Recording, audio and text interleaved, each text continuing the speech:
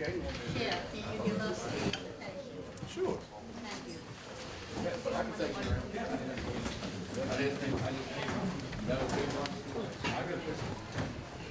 around. Morning, how are you? Father, we thank you for this day, and thank you for this meeting that's about to go forward here in Adams County, Lord God, on today, Lord God. Thank you for allowing us the opportunity to wake up on this day and be able to conduct the business of Adams County, Lord God, peacefully, respectfully, in the manner that you want to. But allow our hearts, our minds, and our soul to be at peace after whatever said he has done today, Lord God. We pray that we represent Adams County, Lord God, in a way that will be befitting of you on today, Lord God. And we pray that as we continue to try to be good stewards over what you entrusted us with, you keep us, guide us, lead us every step of the way. In Jesus' name we pray. Amen. Mr. Bradley, can you lead us in the pledge? Pledge allegiance to the flag of the United States of America and to the republic for which it stands, one nation, under God, indivisible, with liberty and justice for all.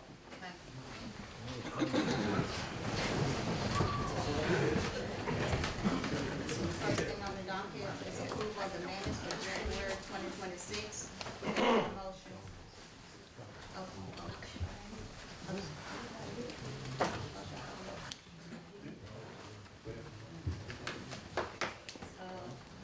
Approval of the minutes. I need a motion. So moved. Got a motion by Supervisor Middleton, Second. second by Supervisor Gaines. Any discussion? I got discussion. I had left the meeting early and, there's a motion, made by Supervisor Gray, second by Supervisor Middleton. It's unanimous carried approved for, Supervisor Hutchins and Gray to travel to the NOBC Official Economic Development Conference, May 7th through 11th, 2026. And I don't think anybody knew where y'all were going, because it wasn't mentioned. Did nobody ask you? Supervisor. But it's in Maui, Hawaii. Supervisor, Yes. ever since I've been a part of this board, I always say we going to NACO, I always say we going to NARCO, I always say we going there. If anybody don't understand what it is, they ask. So it's not, we did this the same way we always do stuff. So it's not like ain't nobody trying to hide it. Now, I was in Walmart the other day, I'm just gonna say this. I was in Walmart the other day, so one of my former city employees came up to me and said 20 years ago that they went. And I asked him, I said, well, was it a big commotion? He said, it wasn't no commotion. So they change this around every year to have a conference. And if you do the math, from when we go to Washington, D.C., do the math on the plane trip to there, plus the costs, it may be $200 or $300 or $400 difference. So what are we talking about? The name? The Maui, Hawaii. That's in the United States. See, you don't go to conference, so you don't understand. I go to very few of them because I don't like to spend taxpayers' dollars. Well, that's why you don't know nothing. Why, I'm sorry, why I don't know nothing? Yeah, that's why you don't know No, nothing. it's not a proper sentence, but at any rate, compared to who? You break rules every day. Every time we have a meeting, you break. You don't follow no rules. I don't even know what you're talking about right now. I know, because you don't know the rules. It's a motion on the floor. I got one more. Do you have a motion about it? We got a motion on these minutes. First of all, I'm curious if we have the money for that. I mean, we all have a travel budget. Right. And he just mentioned going to Washington DC. That usually is about $3 grand every time somebody goes up there. The money is in the, it should be in the budget. Mitzi, could you answer that for me? So budgeted $8,000 per supervisor for the 2025-2026 budget. Money right there. And how much is this one trip gonna cost? I have no idea, I've not seen the cost. Oh. I looked this conference up, it says for the western United States. We're not in the western United States. You got wrong information, Supervisor. What you need to do is, I'm not trying to be funny, but what you need to do is research the conferences and stop leading to people own understanding because it's saying Hawaii.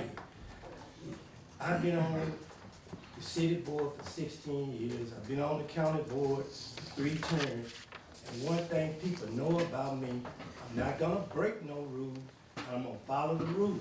Cause I know if I don't, what's gonna happen to Ricky Gray? They're gonna lock him up. I can't do what everybody else do. So we ain't breaking no rules. $8,000 per supervisor? That's Now, hold on, just hold on a minute. 8,000. That is the budget for the supervisors for travel. I think last year you spent about $30,000 traveling. I'm gonna make sure we stay in budget, but, 30,000? it was high. Excuse me, we're not gonna discuss, the cost and everything. Well, at this point. here's my problem with thing this, is- okay? You did not say where you were going. I never said, I always say, well, they're going That's to Biloxi, they're going to let me tell Tupelo. you, when I asked for travel, even when you were president, You ain't never. I would never say, I would say what You never conference it asked. is. I was sitting there looking at it though, I could read it. Cause I was in front, I was right there. Calvin, that's when you was president, I'm president now, okay? It's a I difference. don't see This where is it makes our any money. difference. Hey, ma'am, you out of order. You out of order. And You out of if you order. speak out of order again, I'm gonna have you. You out of removed. order. You at the board of And supervisors. this is This is my not a problem. lynch mob up in here. But this You is out of order. our This is our money. money. This is Nah, our money. hey, the people out Hey, there. hey, This is our hey, money. hold up, y'all. Yeah, you better hold up. Chair, if you get out of order again, I want her removed. Listen, everybody. We love and respect, and we live in a country where you are entitled to your opinion. But there is a way to do business. If you want to be heard, you have to be recognized and go to the podium. Please, I'm asking you all to act civilized today and not speak out of turn. I know you all are here for a lot of passionate reasons. You have every right to feel the way you feel. But let's not represent Adams County the way other people do. We are very civilized in here and we believe in order. And I know you all are upset about a lot of things and you'll get your chance to be heard. But please don't make us have to do our job today. I'm asking y'all that. So can we get back to the order of business today and be civilized and be professional? Because I know all of you all are here and y'all are all very respectful and professional people today. That's all I'm asking for you all. Let's have it be, can we do this in order today? Thank you all. Last point on this. Warren County tried to send their school employees to Maui, and there was a big stink about it. And they finally backed down, because they know good and well they shouldn't be going to Maui. And I'm gonna say the same thing here. Nobody on this board should be going to Maui. You know why these people are in here today? Yeah, for their taxes. Yeah, guess where these tax dollars are going? A lot of them for you to go to Maui. They're coming from them. That's all I got to say about it. Supervisor Wilson, I think we pay taxes too. I know I do. Okay? We pay It's taxes. a good return. All right. I got, Go ahead. I talked to the Jay about, the necessary correction on the minutes about our lease that we had. It was 700,000 instead of 700 million, so she'll make it with the That necessary makes it correction. change. Yeah. Okay. I got pass it right at the page. Just duplicate it.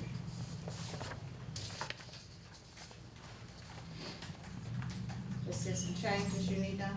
Well, it got it twice. Okay. Okay. I haven't seen that, so Okay. I see material over there. You got something else? Okay. Anything, any other changes? So I All like in that. favor? All opposed? No. The ayes have it, motion carried. I don't need to vote, we got one more. Yeah. The next is approval of the docket. Can I get a motion? Got a motion by Supervisor Gaines, second by Supervisor Middleton, any discussion? All in favor, say aye. All opposed? The ayes have it, motion carried. Next is approval monthly financial report. I'm gonna approve all of them together. This is the Adams County Sheriff Office, the Chancery Clerk, and the purchasing report. Can I get a motion? Second. Got a motion by Supervisor Middleton and a second by Supervisor Gaines. Any discussion? All in favor say aye. No. All opposed? The ayes have it, motion carried. Do we have any special presentations? Any special presentations? None? Okay, going down to county business. Ms. Kim with the tax. Foundation, that should be on the list. What's this for? We're not too early yet. No, no, no. A little further down. Ms. Kim with the tax assessment. I have one board order this morning for Ashburn Woods LLC. We had a computer issue where we removed a building off of the appraisal screen, but it did not roll over to the land roll. So we're asking for a reduction of $1,596.07 due to that computer issue. You heard the motion? You heard the request. Can I get a motion? So moved. Got a motion by Supervisor Gray. Can I get a second? Second by Supervisor Gaines. Any discussion? All in favor say aye. All opposed? The ayes have it, motion carried. Now I'm down to Ms. Shane Davidson. With Arcadia Ambulance Service. Hey, I'm Shane Davidson, Director of Business Development for Acadian Ambulance. This is Billy Vincent and Ty Swallow. They also work for Acadian. Kind of do a code deal here. We're going to tell you about the company first, and we'll get done in just a few minutes. Thank you so much for your time. Greatly appreciate it. Thank you, Shane. So I've been an employee of Acadian Ambulance for 24 years. Absolutely phenomenal company to work for. Acadian Ambulance was founded in 1971. It is employee-owned since 1993 and is currently 100% employee-owned. We are all employee owners of Acadian Ambulance. We are the sole provider for ambulance service in multiple counties throughout Mississippi and also multiple parishes in Louisiana as well as counties in Texas. We are the nation's largest private provider of emergency and non-emergency services nationwide. The largest private provider in the nation for EMS services. Last year, 2024, 780,000 transports were done by Acadian Ambulance Service. We have 5,800 team members, 750 ambulances, 12 rotor wing, 3 fixed wing aircraft. Our ability to respond is nearly unmatched. What makes us different? One of the main things that makes us different is our ability to educate individuals to become EMS providers. We are the second largest EMS educator in the nation. Only UCLA beats us in education for EMS services in the nation. We do a ton to reach out into the communities to make sure that people that want to get into healthcare have a great foundation to get underneath them, to move forward and build themselves in healthcare through emergency medical services and to go on to work in the hospitals as RNs and or physicians. However far they want to take their career, we help them build that foundation through our educational system. Yeah, as far as education, the state of Mississippi right now is in dire straits for paramedics. The EMS, family, that the EMS infrastructure is crumbling because paramedics, there are no paramedics. They're either retiring, they're doing something else. There's a lot of things they can do now. They can go work in clinics, they can go work offshore. A lot of them are electing not to work on the ambulance, and that's a problem. It skews the efficiencies of the emergency room, it backs up the emergency room, people are waiting in the halls, it's getting to a critical situation. So we believe that Acadian, we have a very strong education. We have a NIMSA, it's a National EMS Academy down in Lafayette, Louisiana. We do schools all over. Last year we educated 34% of the paramedics that became paramedics in the state of Mississippi. Over 700 paramedics last year in the state of Mississippi did not renew their certification. That's monumental. It's on the governor's desk. There's a lot of forums and councils right now being formed to see how to combat this problem. We have the solution. We educate, we go into the high schools, I've spoken with Ms. Williams at Colin and talked about collaborating with her about coming in and, you know, helping them with recruitment. That's a big problem. You know, Colin may have 5 to 10, 12 people. We have 30, 40 people in our classes. So we really would like to help the education.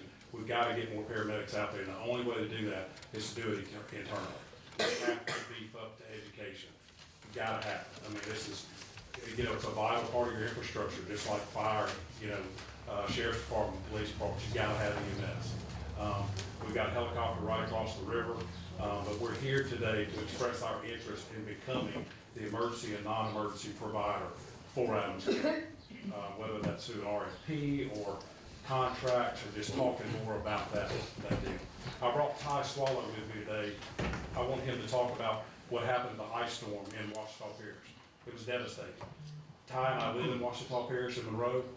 Devastating. People right now are going a week, 10 days without power. You want to tell them what we have to do? Yeah, I mean, just to show what we can do as a company is we normally run about 20 or so trucks a day. And when the ice storm hit, we were able to bring in about 20 plus trucks into our area to start evacuating patients out of the hospitals, whether they were going to Shreveport, Jackson, going south to Alexandria. We just have that firepower that nobody else has. It was great to see all of our areas be able to come together. You know, like he said, we're able to educate so many people. That way we can grow our workforce, and that just builds and builds and builds, and we just do things that other people cannot. So it's truly awesome to see. We had several helicopters come through the area, probably about 5 or 6 different helicopters that came in, came out, came in, came out, along with those additional 20 trucks. So it's really great the things we can do. So. Yeah, we appreciate your time today. If we've passed out packets for everyone with general information, my card is in there. If y'all have any questions, let us know. We would love to talk further about that. Anybody have any questions for Kate? No questions. Thank you. And you can, if you need any contracts or anything, you can get with our attorney. Thank y'all. Okay. Thank you. Thank you. Appreciate y'all coming by. Appreciate your comments. Thank you. Thank you. Okay, next on the agenda is Ms. Gabby Persett. Who's here? I'm Gabby Kruziak, I'm the Vice President of the Home with Heroes Foundation. I came today, we were talking about funding, and we have a $4,000 annual funding that is provided to us. In addition to that, $1,500 for Reach Across America.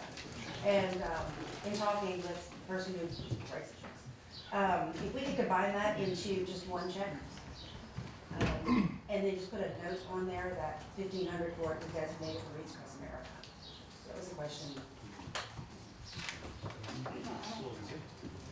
Can we do that? The two different funding sources, the Oh, okay. appropriations, you may not be able to do it, but I'll get with Mitzi and see if we can do that. Okay.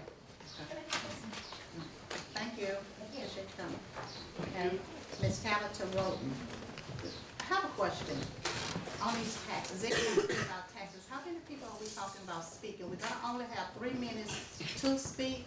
And do we have a representative? Are you a representative for everyone? Are you a representative for everyone that's here? No. Because we're gonna only have 3 minutes to speak. No, everybody have their own, I guess. Okay. Now, We're gonna probably have a lot of folks that's gonna be wanting to speak, I would think. I don't know if we're gonna, Well, Well, let me get started. okay, go ahead. We'll just do that.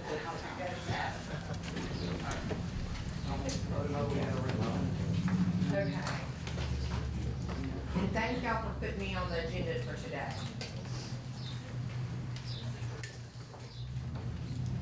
My name's Tabitha Roden, and I'm here to speak on behalf of property owners, business owners, renters, and residents who will be directly affected by this 25 to 32% increase in property taxes. I want to be very clear.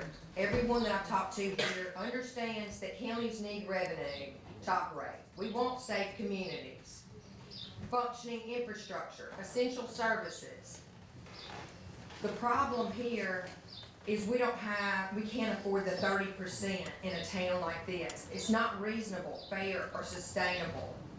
This is a community with poor street conditions, limited economic development, low wages, few job opportunities. Many of our residents are already struggling to make ends meet. We have seniors on fixed incomes, working families living paycheck to paycheck, and renters who have no cushion left.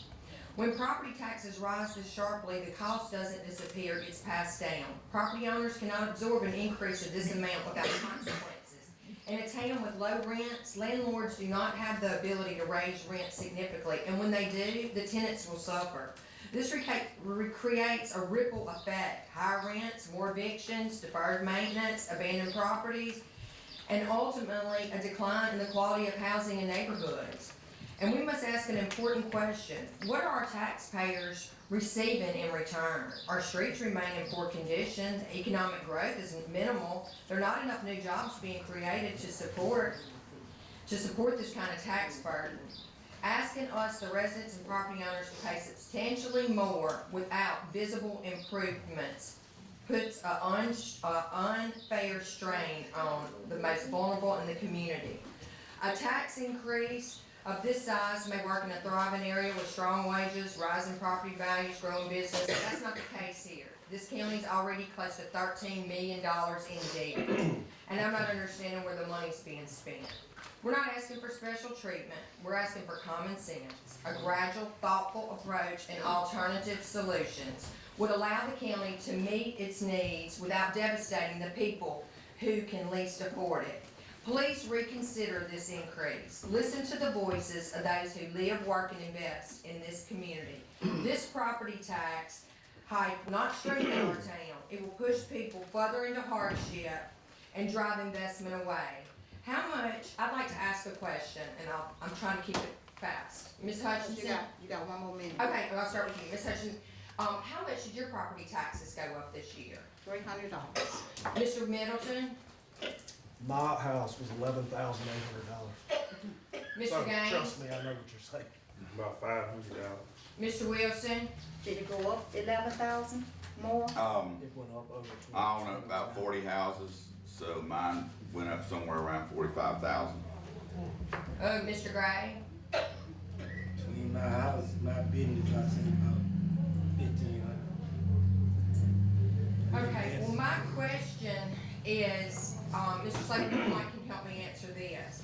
When the budget was set, did y'all know how much these taxes were going up, and did anyone suggest decreasing the millage? And the reason I'm asking you this, Mr. Slater, is there was an article posted in September, I think the 13th or 17th, and Mayor Gibson said in there that the millage was approved by the Board of Supervisors, but he said in the article it would be $12 to $15 to $20 extra a month. That was not the case. What was on the computers in June is not what actually came out with our bills in January. Can you let me know when this was approved? The millage approved would have been the, September 15th meeting that.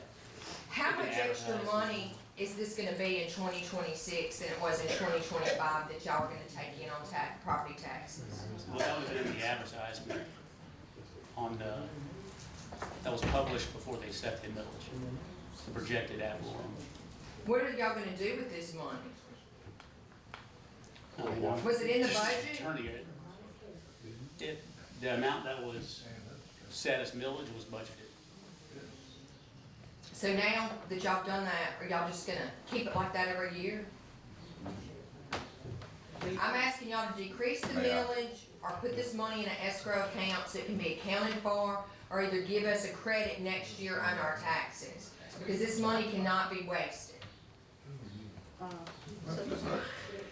You go ahead. Excuse me.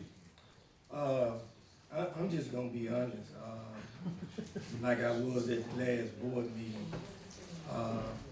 I didn't find out that the state had, went up on everybody's taxes, but I knew we had a lot of extra money, cause I could see it going through. I'm asking where all this extra money come from, and I asked these same questions at the last board meeting. So, as a supervisor,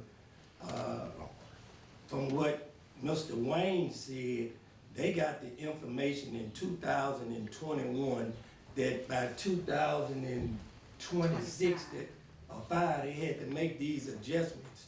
Now, They didn't let me know. I can't say what the other supervisors knew. I did not know that in 2025, that the whole state of Mississippi was gonna go up like that. Because if I did, we could have talked to this board and tried to make some adjustments with the millage. I'm just saying I didn't know. Maybe everybody else knew. I Because didn't there know. is a law in the state of Mississippi about the amount of increase. I don't know if y'all are familiar, I'm not a lawyer, but, it's Mississippi Code Title 27-39-301, that you don't have the governing authority to increase it over 10%. We didn't do it. We didn't do That's the problem. Hold up a bit. Could you explain, Scott? They could have decreased the millage. Could you explain, Scott, what happened? So the assessed value went up and the millage rate stayed the same. If that 10% cap of collections of ad valorem does get exceeded, it's not just a straight up 10%. There's some things that are included and some things that are not included in that calculation. If it goes over that cap, then at the August meeting, the Chancery clerk would withhold the excess above the cap. And that would not be spent until the next fiscal year, which would be starting October 1, next October 1, which is pretty much what you do when you assess your millage anyway. You take your beginning cash balances and levy what you need. So it's wouldn't be a drastic difference between what the board's trying to do when they establish their budget. But that's what the law says if you go over that cap. Could you If you explain what spend, happened? if you spend within your fiscal year above the 10%, then that would be illegal. But that's not how it's determined. It's determined after you get a copy of all of your settlements, how much property taxes you actually get. We've not even gotten a settlement for this year with this new rate. There may be a little bit that paid in December, but the January is where the heavy amount of taxes are paid. That settlement won't come out until September, February 20th. Or before that. So once that happens, you should be able to gauge where you are on your ad valorem taxes, whether it'll get that cap or not. But that report's filed in August. Okay, Scott, could you explain what happened to the whole state of Mississippi? That's what I wanted to. Yeah, so the regulations changed of the value of square footage that property tax assessors had to rate. So the Department of Revenue changed the regulations, and so that resulted in pretty much a statewide increase in assessed values. So that's why your assessed values increased. And your assessed values typically go up each year, but this one seemed to target real property versus personal or versus, other car tags or whatever. This one hit that, and so y'all are seeing it now. I'm seeing it as well as the rest of the board, so.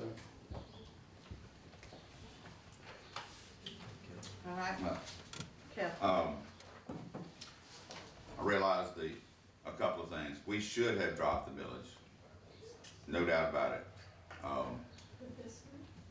But it didn't happen, and you get to a point after 10 days after it's set, you cannot drop it. Is that right, Scott? Yeah, your millage is only assessed one time a year. It's on September 15th, or within that time period of when the budget's approved and your advertisement goes. And you don't adjust your millage within that time period. You can adjust your assessed value. So if you look at your assessed value, and I've told this to everyone that has talked to me about it, if you think your property is overassessed, then the board can do something about that. We can adjust your assessed value within the year, and we do that, have been doing that since I've been on here. So you talk to the tax assessor, you'd say, look, my property's overassessed, please take a look at this. And they typically look at it and see whether it's fair or not. Maybe you were assessed for some part of your building that, isn't improved or doesn't really exist or whatever.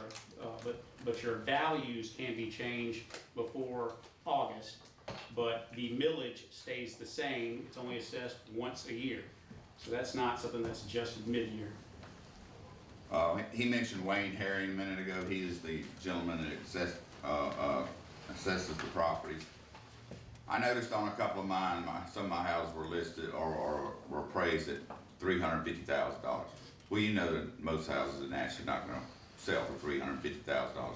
If you go to him, if any of y'all are like that far out of line, that house is worth $225 and you know it, you can't sell it, they will make some adjustments, through Wayne Herring or Peggy. It's not gonna be all of them. Some of mine didn't go up at all. I don't understand it. I guess they were in the first 25% that got raised over a 4-year period. But the taxes were way out of bounds, and a lot of it is our fault. We should have lowered the millage. We tried to make a motion later on to do that, to lower the millage, but we were told you cannot lower the millage once it's there. Now, when they're talking about the 10%, how much money did we take in last year? Do you know, right offhand, Mitzi? So whatever the number she comes up with in a minute, if it exceeds 10% of that value, if it's 33 million and it goes to, bring in 36 million, 36.3, we cannot spend that money from that point on. It has to be escrowed and used for the next year's taxes when we don't lower the millage at that point. But there's other factors. There's a few other factors, they're kinda complicated, but 65 and over. and that's another thing that Tabitha brought up, this is a retirement community. A lot of people don't pay taxes in this county. When you get a certain age, your house is valued less than $75,000, you don't pay taxes, or you're locked in and you don't have to pay taxes. At one time, we had 42,000 people in this county. Now we're down to 25 or so, 24. I don't know. And a lot of those people don't pay taxes. Now, we try to be as good with the money as we could possibly be. I mean, I'm a strong opponent of spending any money that shouldn't be spent. I treat it like it's my own. People say I'm tight, that's fine.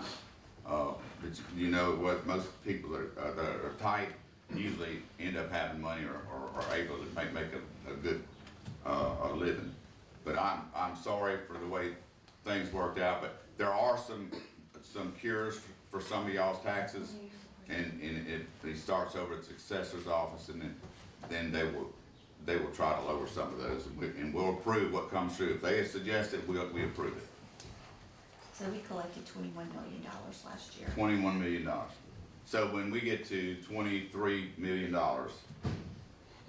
taken in, that money goes into escrow from that point on, and cannot be spent just on whatever. Yes, Can I ma'am. ask a question? You're gonna have to go to the mic. Oh, I'm loud, I can.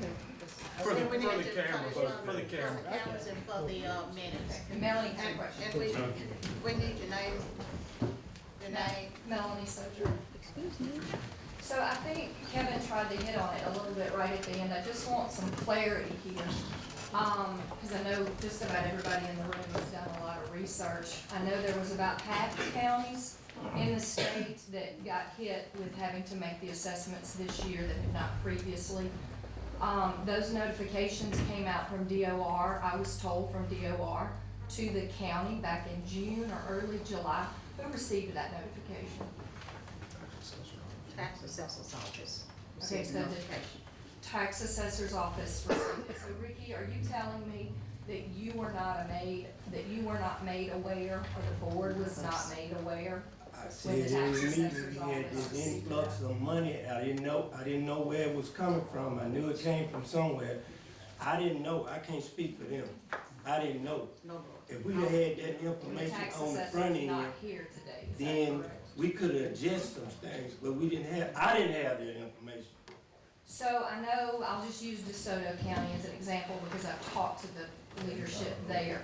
When they got the notification, they immediately had a meeting and they chose to make the reduction in the millage rate to make the taxes remain comparable from last year to this year. So they lowered the rate so that the taxes would remain in line.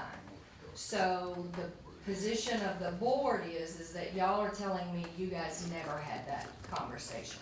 never had that conversation.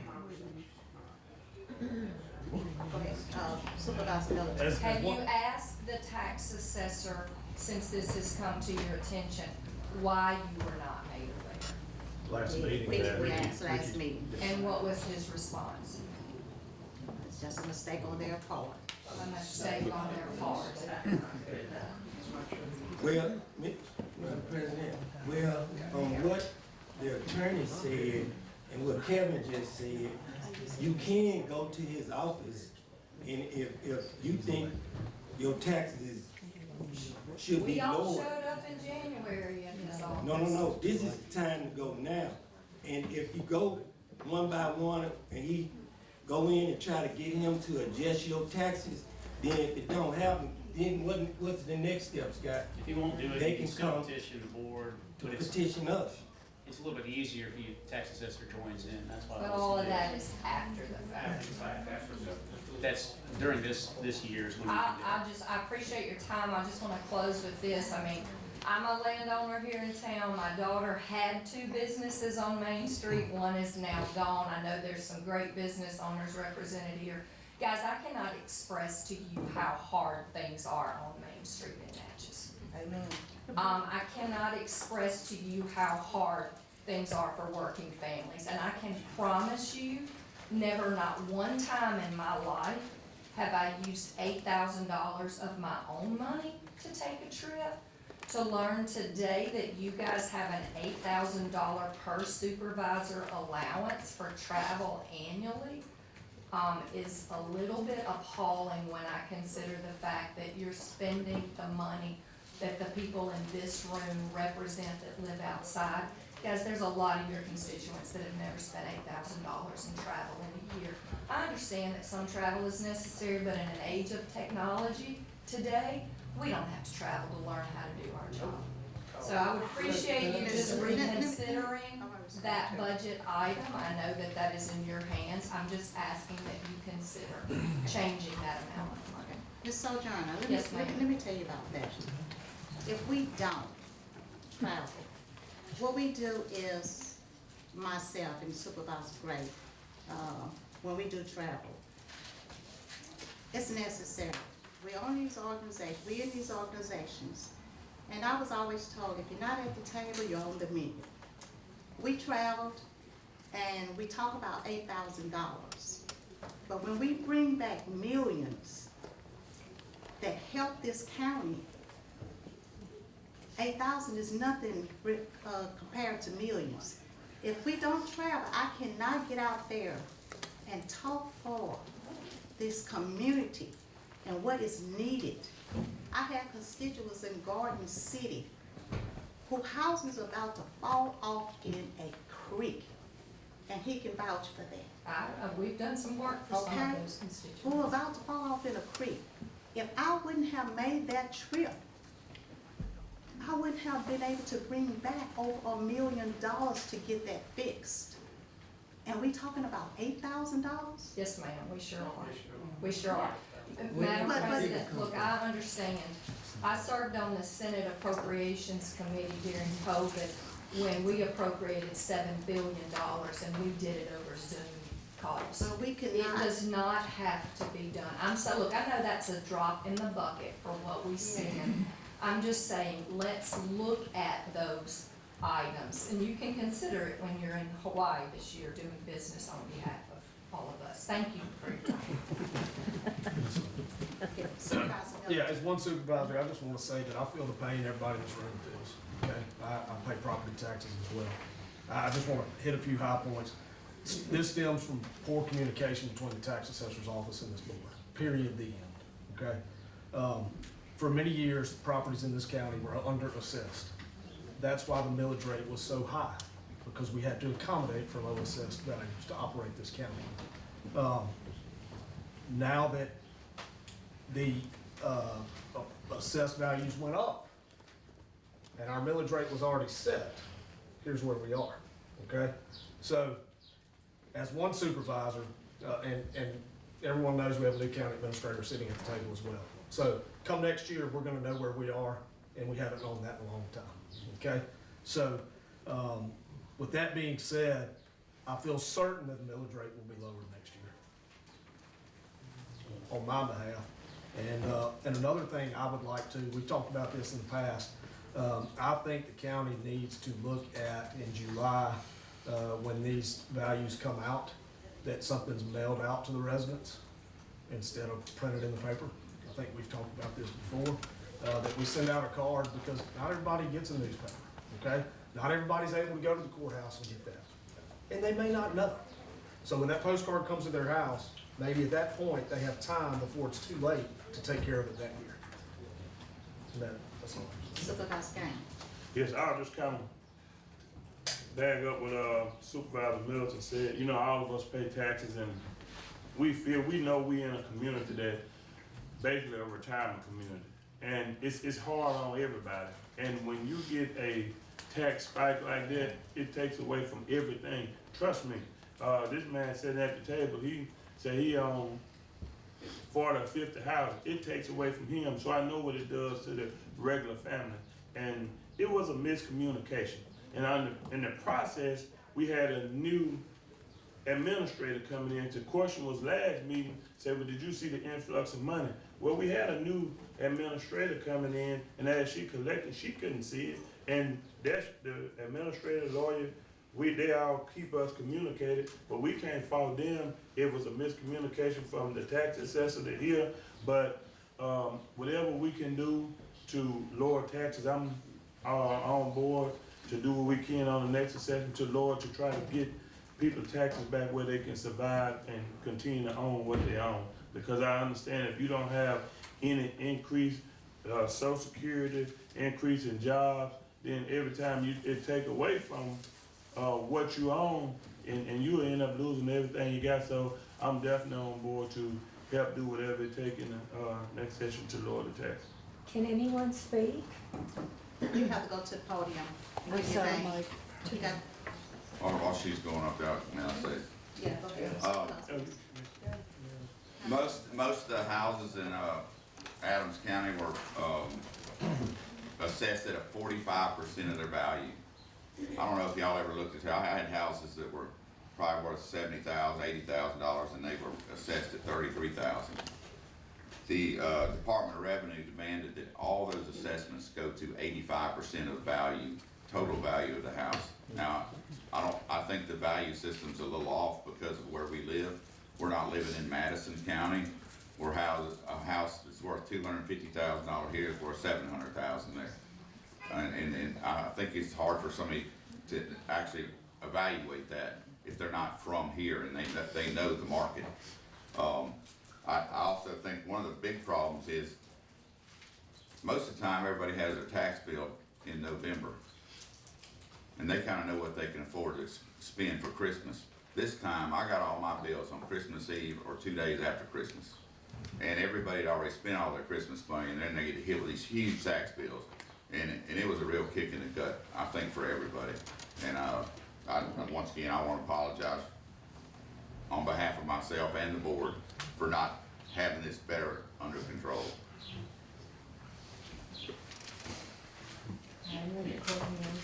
The mic don't work, ma'am. You Just, you gotta speak up. Does it? Okay, well, I can talk about it anyway. Yes, ma'am. Well, there won't be a next year for me, thank you very much. I'll either have to sell my house or turn it into a business. And I didn't move here to have a business. So I think you need to work on fixing this now. Some of us won't have a next year. And this was a travesty, miscommunication. You know what this is doing to some of our lives? People move here, they stay 2 years, they're gone. So this is not new. So I just want you to know that I'm speaking up against your idea to let it ride another year, because some of us won't be here. I hope whoever's in my house can pay whatever you come up with next year. And I'm Linda Courtney from Deborah. Thank you. My name is Marilyn Alexander, and I consider myself to be a good landlord. I've had people in my houses that were in my houses 15 years that were still paying $450. I had to reduce, in order for these people to pay, I had to go in and reduce my insurance on $5,000 deductibles. So if that house catches on fire, I'm out more money. I'm sitting here thinking, I'm having to rob Peter, pay Paul now. So where do I get the money to help these people that can't afford? They can't afford. These people go out and work hard. And yes, I am somebody. I haven't ever been to Hawaii. But I don't think it's the Hawaii trip. I think we have, as a whole in Natchez, I think we need to learn how to work together, talk it over, figure it out. And no, if I can't spend money, if I spend money, I've gotta go up on somebody. And everything went up on me. And then I was thinking and I heard this saying a while ago, we're 13, and that's what I only got up here for, was to ask about this $13 million in debt. Then we heard, and I can be wrong on what I heard because we can all hear the wrong thing, or we all got different opinions, we all see different, but we ought to still all be able to look at that man and lay our head down at night and know we done the right thing. If I go up on my renter right now, how do you think that makes me feel as a landlord? I've got to go up, ma'am. You're 95 years old. But you know what? I had one that gave me her check yesterday. And she's a little bit wealthier than everybody else. And you know what she did on her check? She knew I was over there trying to pay my tax bills. And she gave me $150 more than what she pays. And she doesn't pay anything hardly. But her heart went out to me, knowing how hard I have worked for 40 years. I'm at the age of retiring, Woodrow's retired, and everything I worked for, I feel like that lady. I'd almost rather just say, wash it all off of here, get rid of all of it, and move somewhere else. But that's not gonna fix the problem either. It's gonna be the same problem wherever you go. So we gotta all work together to figure out. Yes, I do try to save money. I don't hire a lot of contractors because I've been painting. I work, and I know what it's like to work, and I don't want to waste money. Now, if you feel like you can bring millions of dollars in, man, I say we get $1 million, but I want to know, why can't we take that $3 million and apply it to our debt? If I owe a bank something, I'm expected to pay that bank. If we got $3 or $4 million, we're gonna apply it to our budget next year, and we'll have $3 or $4 million to spend on something else. No, you need to pay off what you owe before you buy something else, or you know, I don't know. I'm gonna sit down and shut up.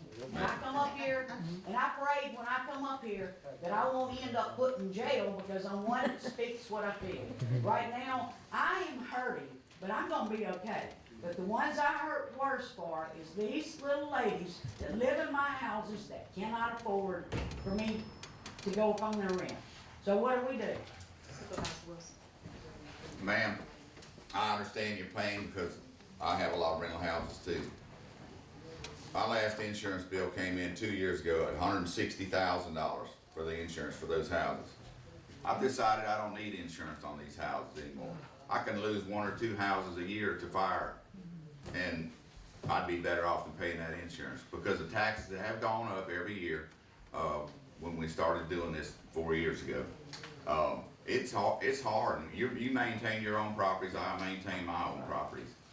Most of the work is done by me. And it has gotten tough. Used to be 3 months rent, give or take, would pay for the taxes and the insurance.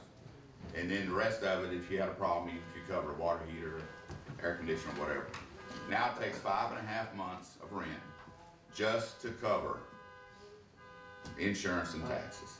And it is tough. Now, what you said about the $3 million overage, I'm quite sure that we're gonna use that money to pay down debt. If we collect that $3 million over, or the 10%, it shouldn't go to anything but debt. It's exactly what I told Ms. Khan the other day when I talked to her. I said, this is a big problem, and if we're gonna have this windfall, and I don't think windfall would be the last thing in the world you'd want to call it here, because really we've taken money out of people's pockets. I feel for you, and I understand exactly what you're talking about, because I've had to tell people I have to raise their rent as well, and just $100, it didn't do much good, but it's a lot out of their pockets. Yeah. Thank you for speaking. Thank you for letting me speak. I forgot to say something. Can I just say it? You can My stand, tax- I think you can stand, is that all right? Yeah. My taxes in Lamar County actually went down, so it's not statewide. They went down. just need to know that. My name is Aaron Wesley, Pastor Aaron Wesley. I'm coming on behalf as a landowner and a person who rent houses, been renting them for over 40-something years, and the increase have hurted us all. When I remodeled my house, and at that time Ronald Atkins was in the office, and when the new tax collector took over, my property went from $600-700 a year to over $3,000. And that was in 1 year. And as I stand here now, I'm looking at the increase. I'm looking at the increase, and I'm paying over $10,000 a year in taxes. And when I went over to the county assessory to ask them about it, the little bit that came down wasn't no more than $200. That still didn't help. And these people that is renting my property, it's hard to go up on them. Some of them from fixed income. And when you go and you spend, and I buy dilapidated house, just about fix them up. My niece and I, my sister, so we got over 30 houses in Adams County. And it is hard, because naturally those houses in Rose Lawns and different places would have been sitting there and we'd tear them down, and there would have been more money on the tax. So I can understand what the lady was talking about, that if we can find some kind of way, yes, if we can find some kind of way to come back down on these taxes. I know it may have been a mistake on you all part, didn't see it, but mistakes do not justify our increase in taxes. We are hurting. We're hurting. 33% property. I mean, we already in poverty. We need help.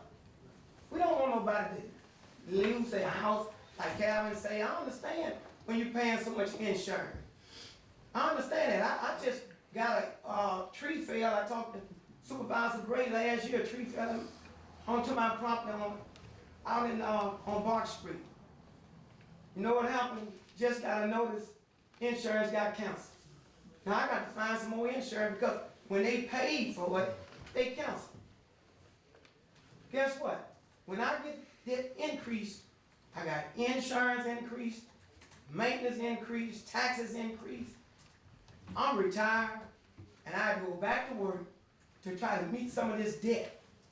That's a shame. Got to come out of retirement, and then when you get hit with an increase, that hurts. It hurts everybody. So I wish we could find some kind of way, go back to the state or whatever and say, listen, they didn't let us know.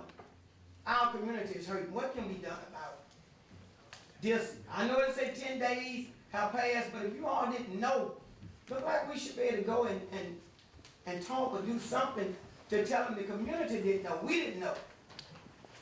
That's all. Thank you all. Mr. Wesley, when you say your taxes went up, when Mr. Atkins was in, and then you got the new tax assessor, that's because taxes hadn't been I understand. reassessed. But in 1 year though, it's supposed to still be a yearly thing according to the law. But mine went in 1 year from $600-700 to $3,000. That's because they wasn't looking at the houses, they wasn't assessing the houses and everything else. I understand. They was letting taxes stay the way they were, and you could not operate. I understand, but now it's gone up again. Well, that's So- a mistake. We're not doing this. I That's what we're understand, trying to say. We're not doing But I this. guess that's why we're all here trying to see what can we do as a community, as a whole. What can we do to try to help each other? May God bless you. May God keep you all. Thank you. Anybody else before we move on? Because we got other business. We need to go to. Yes, ma'am. I'd like to address the board. I live at 35 Beach Plantation Place, yes, I'm in your district. My name's Phyllis Beach, and I bought my house 3 years ago. My taxes have gone up 32%. I went last year to ask what my taxes were gonna be, because I turned 65 year before last.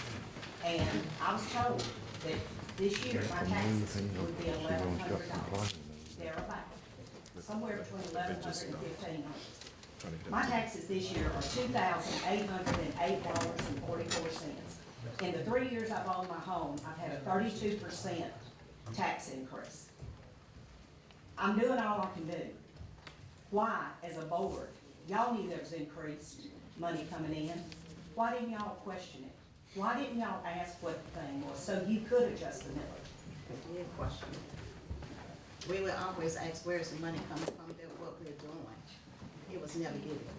All I was told is we have it. Well, So it was questioned. I've done everything that I need to do. I've gone to the tax assessor's office, I've done everything. I am a single widow. I live on a very fixed income. These taxes are unsustainable. The value of my house in 3 years, according to the new assessment, has gone up $62,000. I live in a new home. There's no way there's that much increase on that property. No way. If y'all can sell it for what y'all got it assessed at, please, somebody write me a check.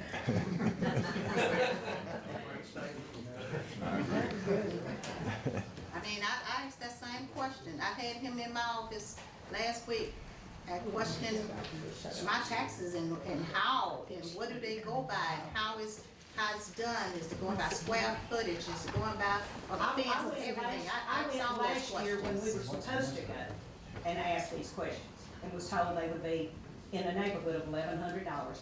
Now, my homestead exemption is $918. I have two neighbors that their homestead exemption is $1,700. Why the discrepancy? I don't understand. We need some explanation as to how that's calculated. Have you gone over and I talked have with him? I was told I didn't file something. Ms. Hutchins, I have a piece of property in your district. It's on the Adams-Franklin County line. Since 2021, the taxes on that property has been roughly between $51 and $55. This year, I got a 474% tax increase. My taxes have gone to $321.54. I own, this particular 7 acres is part of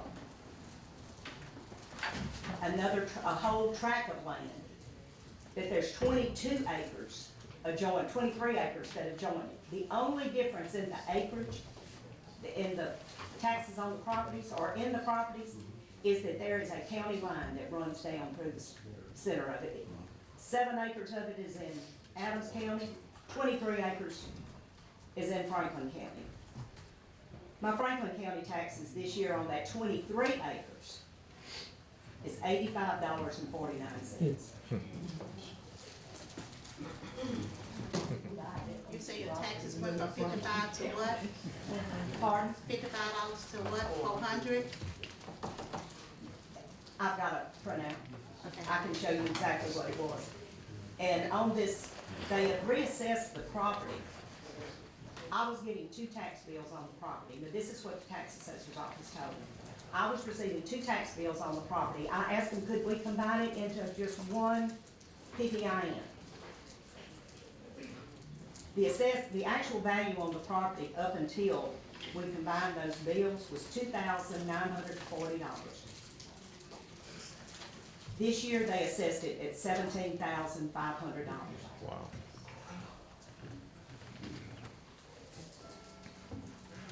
Can you give me that address? It's Get the called Roxy PPI. Road. Give me, yeah. I don't have PPI, yes, I do. If you can get that and take it to the, It's To the one, secretary it's then. 15666. 15666. Okay. It's on Roxy Road. Now, what's your name? Phyllis Beach.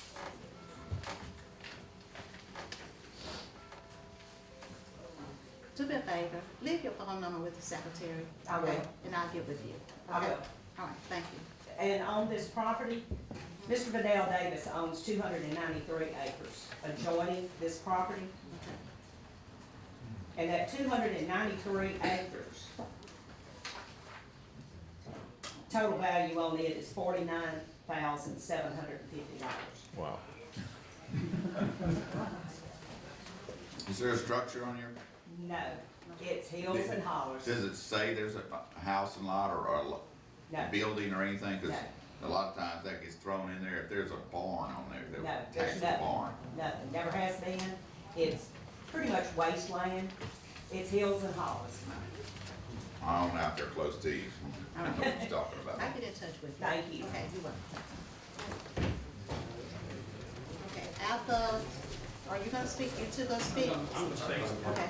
I would like to speak. Okay. So I'll be We'll short. have to limit these, the speaking, because we have other business that we have to have. I'll keep it short, I'll keep it short. I just have a few questions. I have 3 questions.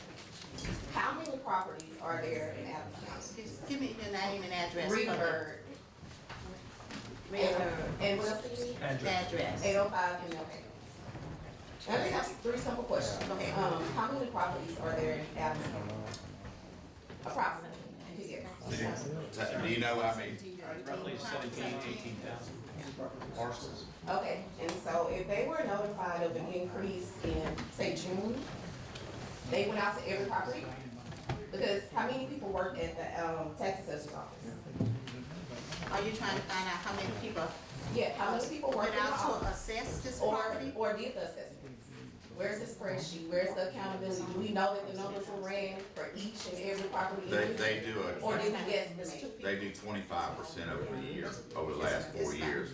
So no one actually assessed the properties to know that if there's, should be any increase in all of what you're saying? It was No. Do a fourth Yeah. of the county every year.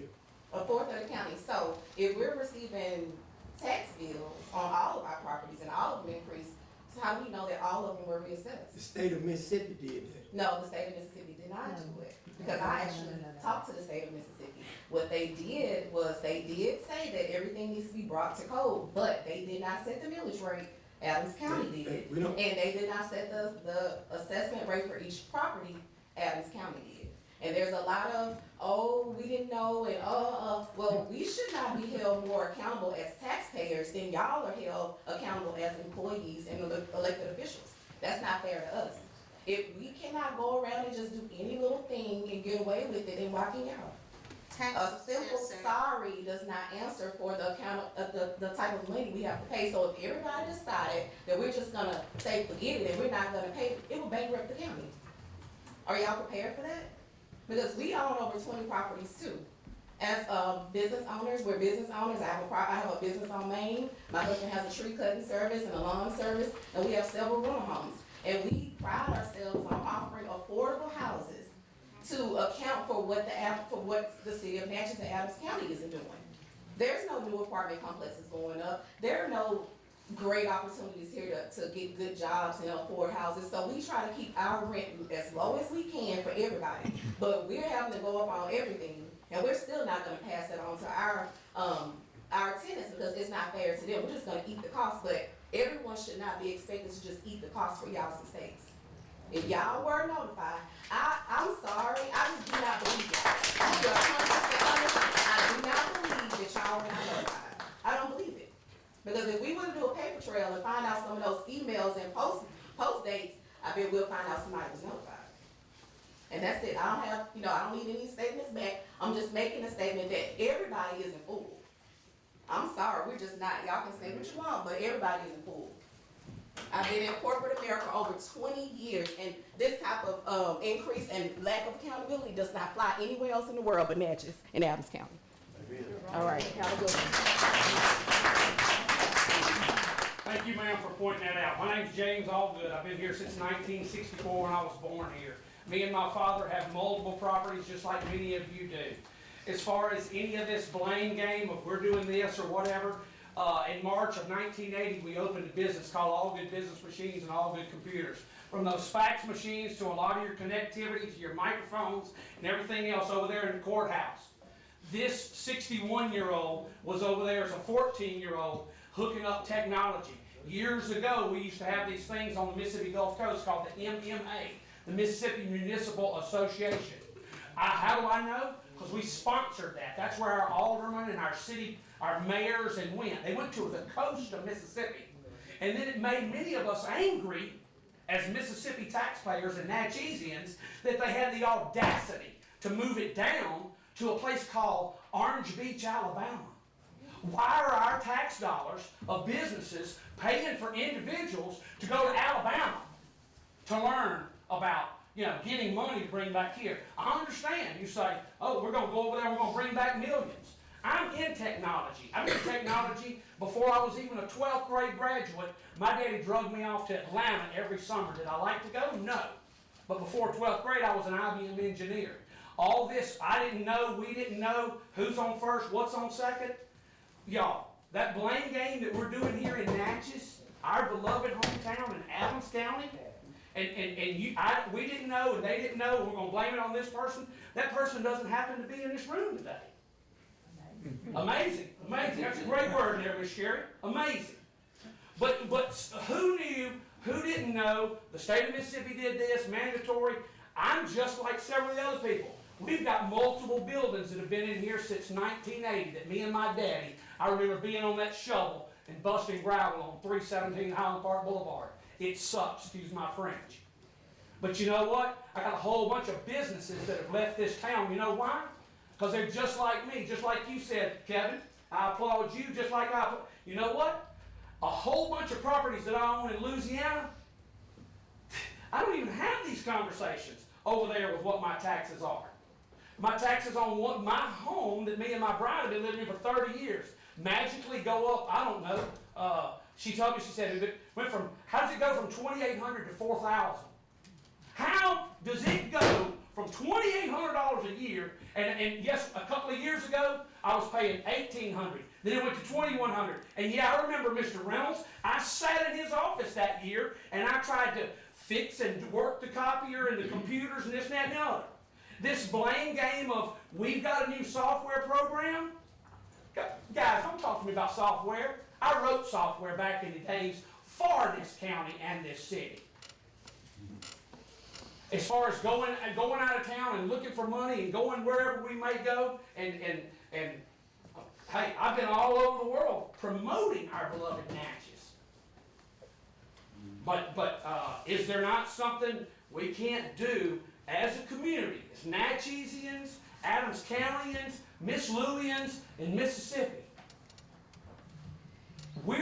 I've got to go to a bunch of my people, because just like at Christmas time, I didn't get the notice because nobody knew, but I got it right there around Christmas time. I was in Chicago visiting family when I found out that between all my properties and everything else, that somewhere I was going to have to either go to a bank or a MasterCard or Visa and get my hands on about another $40,000 to pay in taxes, when I'm busy trying to keep business lights on for radio stations and everything else to say how good it is around our retirement. Thank you also letting me know there, Supervisor Kevin. I had no idea with a retirement that a whole bunch of the folks that come here are not putting into the coffee pot of paying taxes like me as a 61-year-old and my dad as an 85-year-old. And like Forrest Gump said, that's all I'm going to say about that. Come on, guys and gals. Let's get it together, everybody together, for our beloved Natchez and Adams County, because this blame game and who's on first and what's on second, that stuff, that needs to go away. Scott, before the next person comes up, there is no way to lower the millage at this point. No. There is no precedent for that. Mid-year? What about a rebate? What about a rebate? I mean, if you know you can adjust the millage next year, why don't you guys calculate the percentages and apply a rebate this year? Absolutely. You figure it out and then apply the rebate. That's how the escrow more or less works. It takes what's your tax rate, if it goes over the 10% cap, and it assigns it to each pigeonhole millage that you assess, and that's deducted over the next year. And every person on every PPIN is going to get their fair share of that money. If we go over the cap. You still gotta go over the cap. Yeah, but that didn't help them. Well, I don't see us not going over the cap. I mean, like I say, my taxes went from $105,000 to $145,000 on my houses. Yep, that's about what mine and my dad went to. Madam President, Go ahead. at the last meeting, all this was brought to our attention, and I was the first one to talk about this. I'm glad you're here. But we all know we have a problem, and now we need to try to find out a solution. If you go over there and you don't get no help, then you come back to us, then we could try to do what, Scott? If you go over to the tax assessor and they don't reduce, then we can look at it. And then you come back over here, and then we can do what we can do to help y'all out. But the first thing, you got to go over there and try. And then, We've been over there for years, back and forth, y'all. wait. You've been over there for years, but this is the year that everybody taxes went sky high. So now we got a problem. The protocol is to try over there first and then come to here to see what we can do to help the taxpayers. We can't reduce the millage this year. But we have jobs and we can't keep meeting like this. We have to be out making money to pay these taxes. But at the last meeting, we said where you needed to go from the start. That was over there, not here. So you should have took time off to go over there first. They wouldn't meet. They would not give me a meeting, they would not call me back. That's the problem. A rebate would solve that problem. Major problem. It's a major problem. And the individual is not here in this room that represents all of our taxpayers. What, is he maybe, is he in Hawaii? Yes. I'm upset, I'm mad. I don't know where he at, but maybe, we never know. Could we- But let me say this, like I say, I had him in my office last week talking about this. And I asked, what can we do to help, the community with these taxes? He told me he has a list. He said people been coming in and out constantly. And he has a list of everybody's name who has been coming in, because I had some complaints. And I told him, and I gave him a list of all the people in their addresses or who had complaints about their taxes. He said he was gonna take that list, go back, get with Mr. Herring, and reassess these properties. Because like I told him, how are you all assessing these properties? Is it a new fence? Is it a square footage? What are you all doing to, make these taxes go up that high? And he told me that he would have that list reassessed. So I am asking you all to definitely go back to him, get on that list, so Mr. Herring can come out and reassess your property.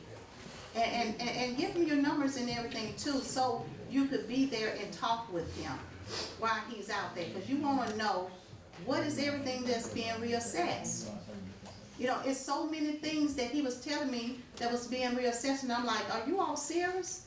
You mean tell me y'all reassessing the fence? He said everything that has value to that property. And I told him, you can have people around you that property is bad, and you're gonna reassess property up that high when somebody's sitting next to me, they're bringing my property value down. You can't sell a home for a price that I'm paying taxes for. So don't get me wrong, we've been trying to handle this. It's everybody have, questions about this. I had questions about it. Because when I saw mine go up, I was like, he gotta be kidding. This is terrible. So, and I started getting calls, and I started taking names and numbers and trying to help everybody out. So please, go back to him and get your name on that list so they can come out and look at your property again. So that's all I get to. If anything we can do, we'll do all we can to help you all. But you first got to go back there. Can y'all even entertain what this gentleman said? The possibility of the monies that are our monies, y'all's monies, our monies. Could it possibly be entertained that a rebate, like the gentlelady just said just a minute ago, she's not gonna be here next year. You know why? Because she can't afford it. She gotta go. I've got a whole bunch of people that when I tell them they're renting apartments they've been paying for $450 a month. And I pay their electric and their water and their sewage. And you know what? I'm past losing $100 a month on those different dwellers. I'm sorry. But when I go and tell them it's going to be $650 a month, you know what they got to do? They got to move. Okay, Scott, legally, what can we do? What can we do to fix this problem? If your property is reassessed and it's lower and you paid your taxes, you can get a rebate from that. If we break the 10% cap, then the next years will be reduced. If she sells her house, they'll estimate her ad valorem taxes, and if she overpaid in the estimate after it's reduced, it'll be credited back to her. I mean, But it's the millage. I don't think it's law, just turn around. Y'all, come on now. All right, I hate to follow this guy, but I'm gonna try. Go ahead. Hold on, I'm on you guys lower the millage, correct? Correct? Name and address for the record. I'm sorry, I'm BG Chip Newman. I live in Madison, Mississippi, and I own property here in Natchez. You lower the millage, correct? The millage stays the same, I Reset. think. The supervisor set a millage, school board asked for money that the board then assesses the millage, and the city assesses Well, the you said millage. you'd like to do something about it. Can I get a commitment, show of hands, who is committed to lowering the millage rate next year?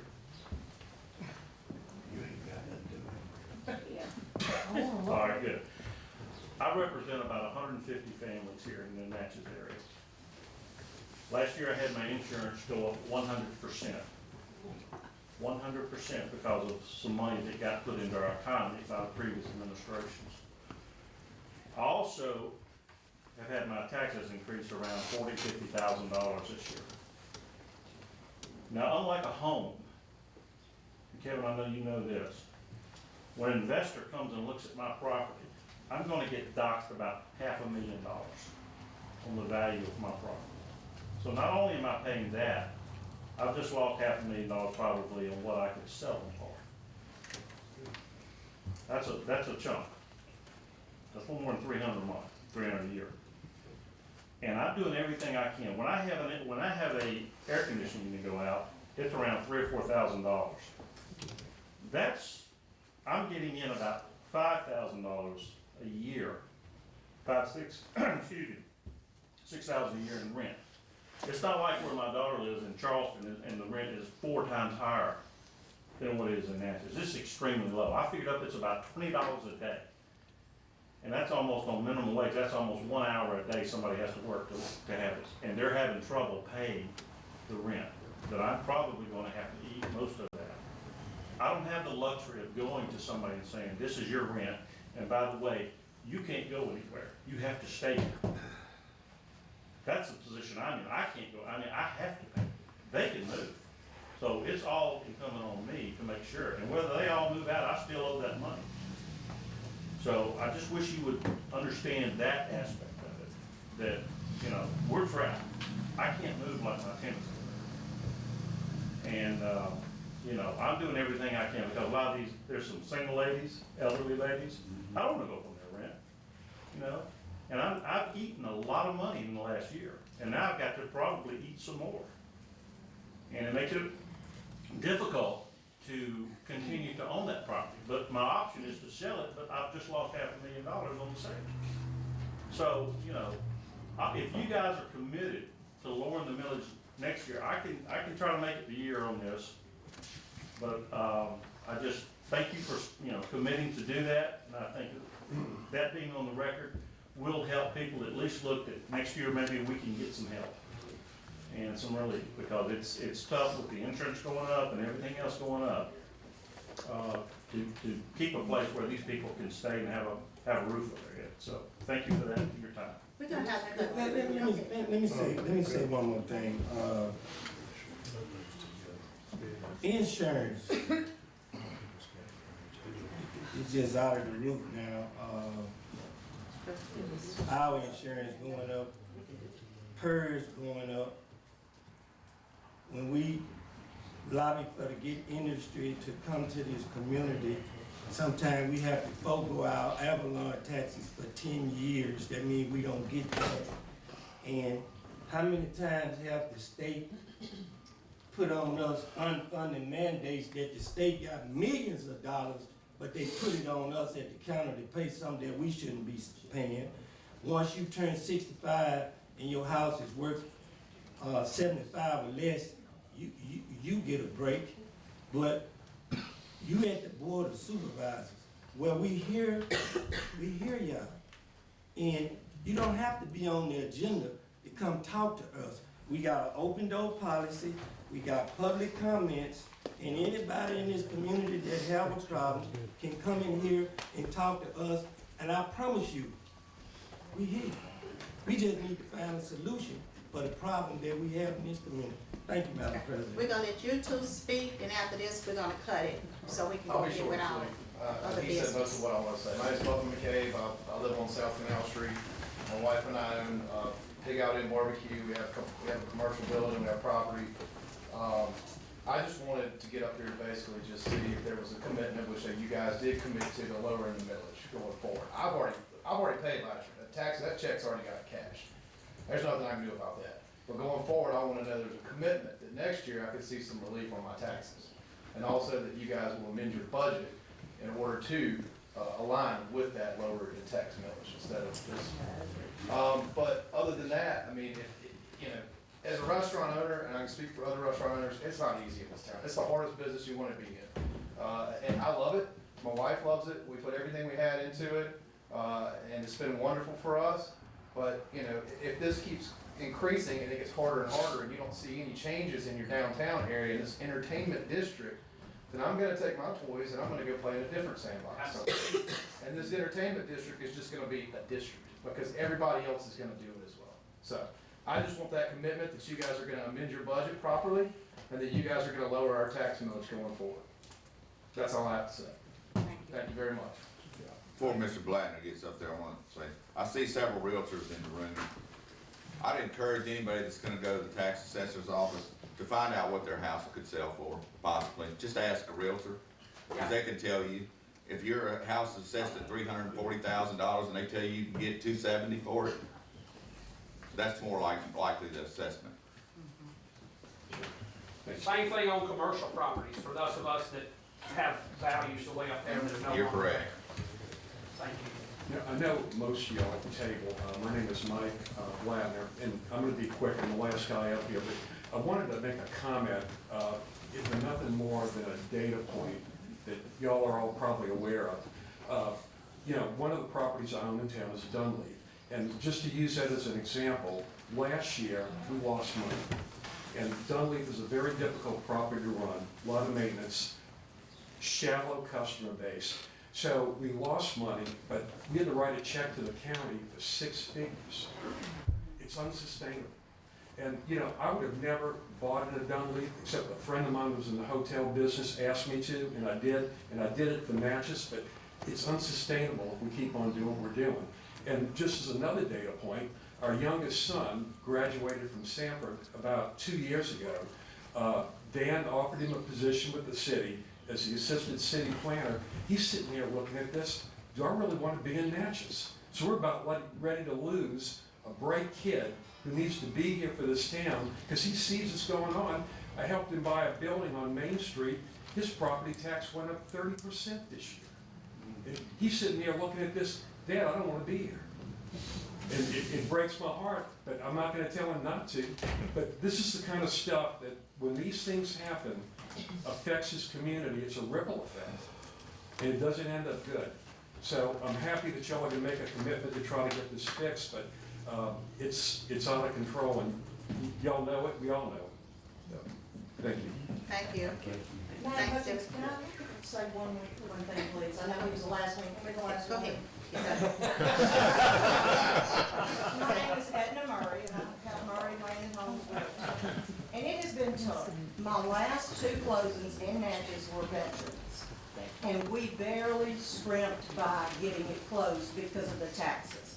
When they went back and run the numbers a few days before close, those veterans that served our country, fought for us to have freedom, and to be here today speaking, almost didn't have a roof over their head. This is unacceptable. I myself have a business on Main Street. I went in, filed for the tax abatement, did put $30,000 into the building. It was supposed to be held at bay for 5 years. Well, 3 years in, my taxes go up $800 on a vacant building. I came to Natchez in good faith, opened two businesses on Main Street. They are both closed. I have moved them to Wilkes County. because of what everybody here is talking about. This is not sustainable. We're gonna have a ghost town instead of a downtown if we don't do something about it. I hear that y'all have committed to either doing a rebate of the taxes, the overage that we are paying, which is good, but I mean, I don't even know how this mishap happened. My goodness, I'm on the state board for the Forums Committee for the State Mississippi Real Estate Commission. We meet by Zoom. How did this slip up happen? Y'all are saying it's our fault. No, we ain't never said it was y'all fault. Y'all said, no, y'all's fault, because y'all didn't recognize and correct the millage issue in order to offset why we're here today. How did that happen? Did the notice not go out? I mean, I just would like a brief explanation of how this happened.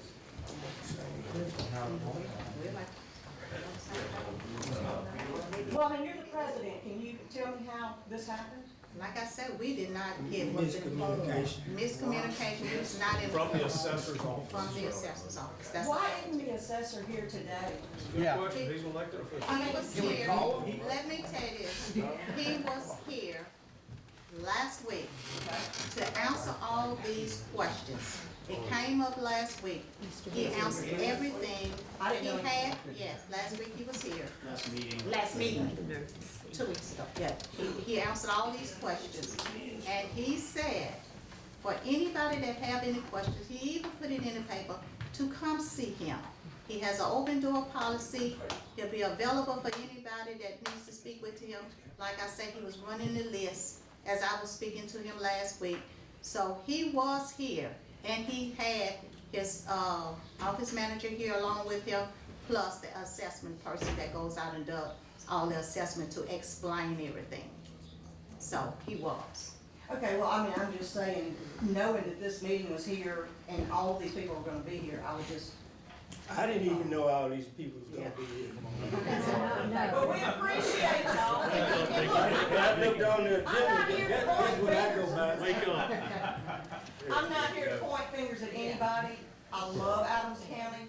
This is what fed me when I was a kid. My daddy worked at Armstrong for 38 years.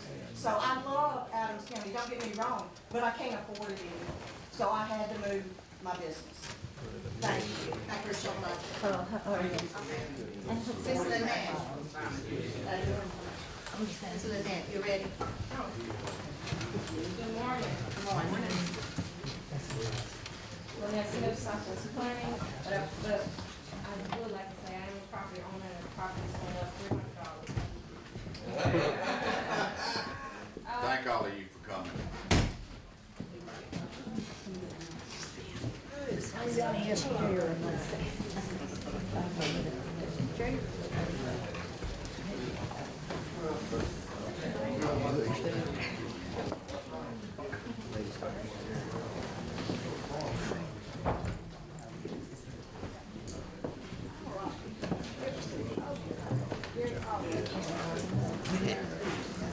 First, I would like to go over a grant opportunity, community development block grant through Mississippi Development Authority, County Project. The grant is due April 5th, and President Hutchins reached out to me in reference to a specific project. Was it a road project you were interested No, in? what is this? It's gonna be a drainage project. I have a petition here, and I'm gonna give it to you, okay? This is a, and I'm gonna get a page copy too. It's a petition from the, Highland Oaks Drive in the Grave subdivision. What are they doing is they asking for, they request a sewage line to each home on their street. I guess everything is combined in one sewage line, so each one of them need a sewage line. And it's a petition that they got, and they got the percentage of residents to sign it. Okay, so. And she's got a grant. And there's a grant. Yeah, CDBG grant, is gonna be due April the 25th.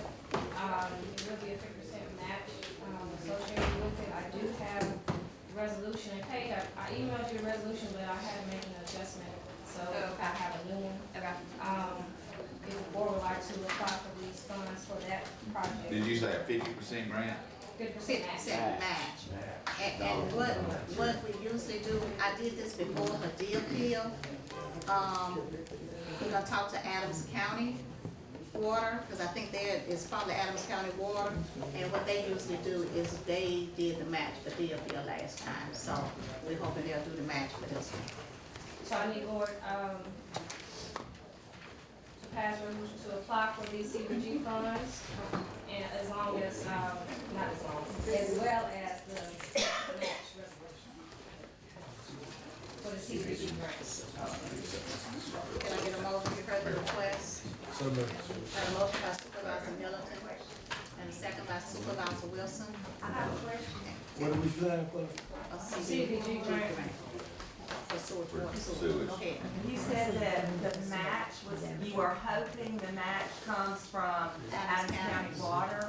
What if they say no, they can't match because the taxes went up? But then we may come back, we have to come back. So to the you're not board. confirming that I'm not Adams confirming County that is they gonna will, match? we're just gonna ask.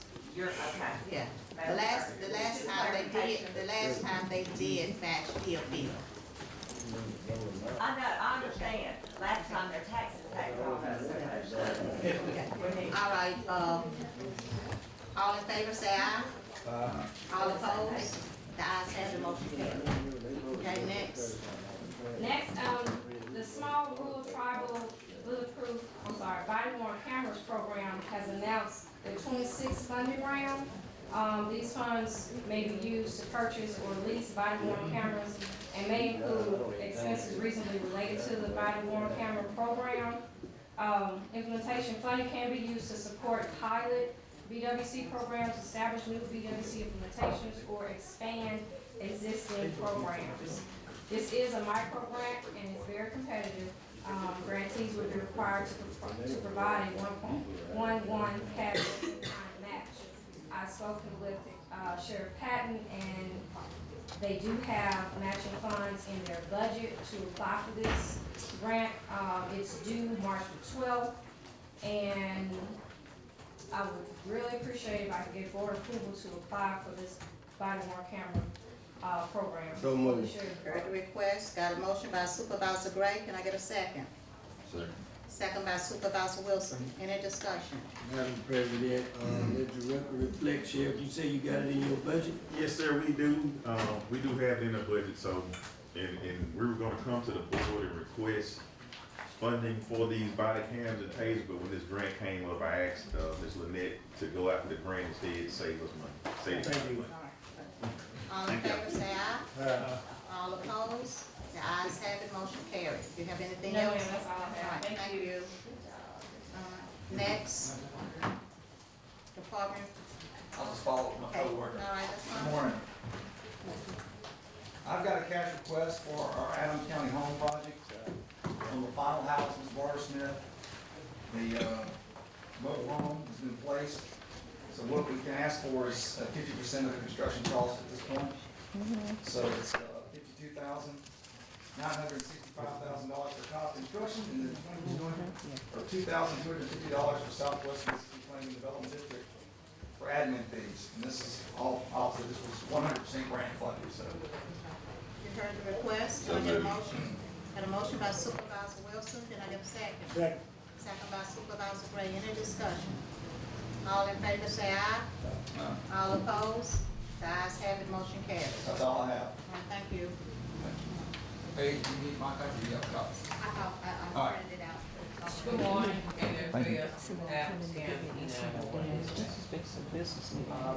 I want to give you a list of calls for January 1st to 31st. Adams County SO had 508, Natchez PD 917, Natchez Fire Department 53.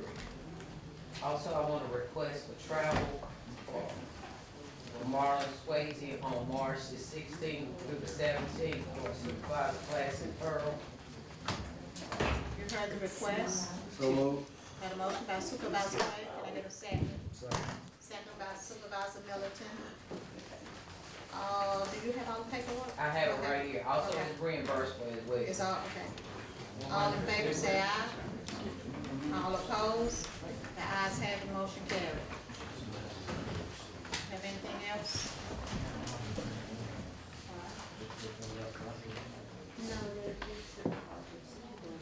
We'll show you how to add sanitation.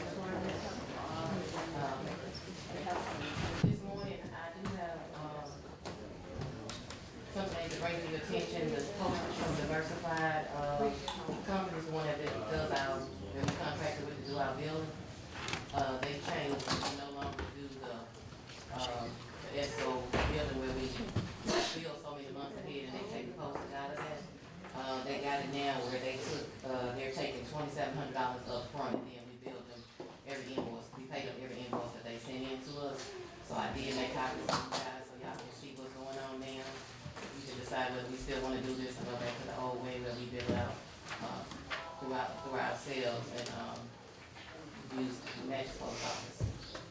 Mitzi, if you look through that, I just don't wanna know how much of it. That sounds like a pretty good, big increase. Is this something we can, table to the next meeting? Yes, I think so. We can, Okay, also, due to the inclement weather, they did not run the trash trucks on Monday, but because of inclement weather, they didn't go and pick them up on Tuesday, just opted to do Thursday, which is their next pickup day, so they wouldn't get behind.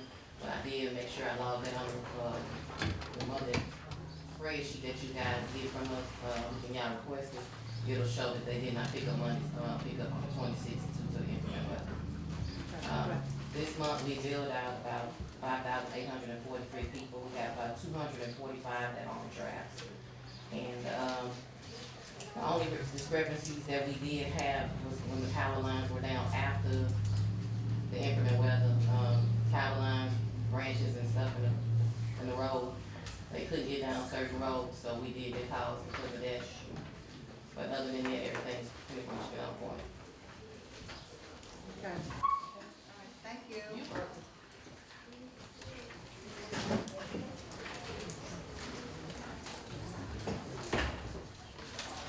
Morning, board. Sammy Minor, Veteran Service Officer for the county.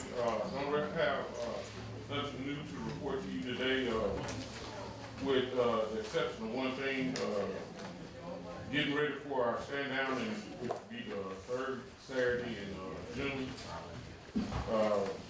Getting everything in line for that, and getting a lot of that's all I have. Thank you. Unless y'all have any questions for me. Anybody have any questions for Mr. Mann? Thank you. Hey, thank you. Okay.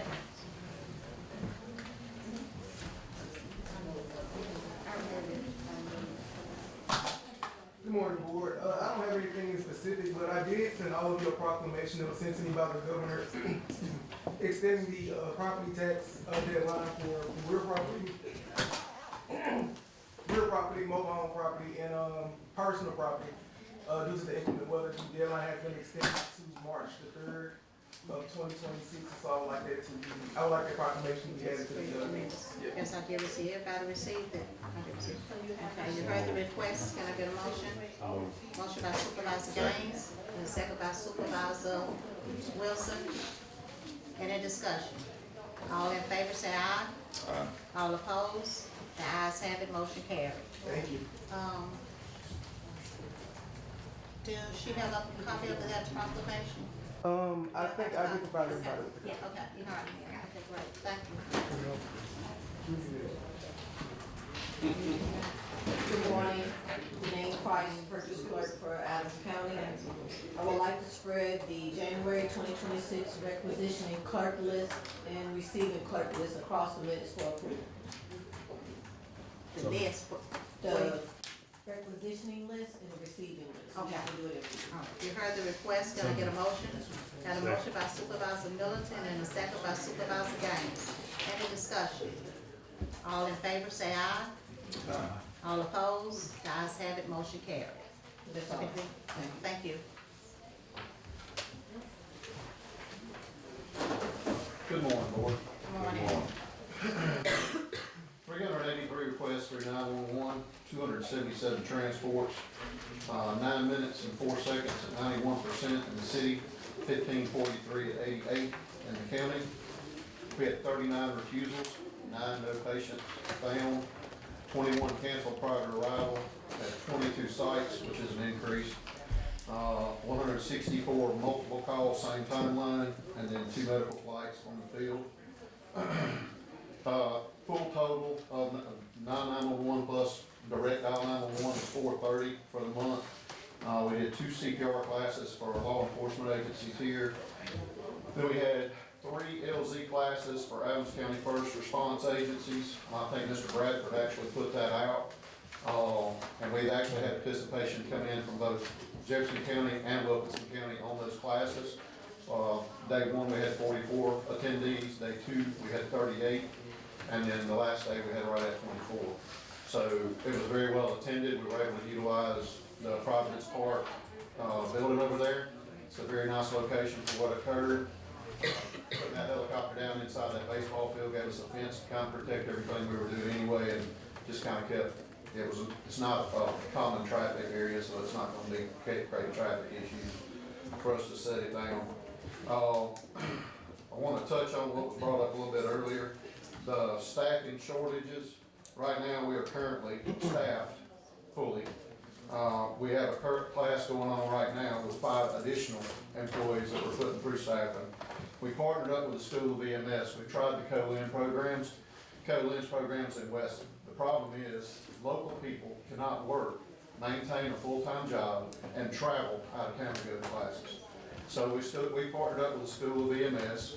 State of Mississippi signed off and approved it. My employees can work, can take those classes while they're working online, and 4 times in the course of that class, they have to go out for a week of education, and they go to Jackson, Mississippi. So 4 times in the course of 9.5 months. Otherwise, they do those classes online, and they are an actual confirmed online. You have to be visible. The instructor is communicating with you. It is 100% the solution to people not having to travel and lose pay in order to get their national certifications and be able to work jobs here in Adams County. So we continue to go and do what we do, which is find solutions. That's pretty much the report I have for the board, unless y'all have any questions for me. Anybody have any questions? Thank you. Thank you.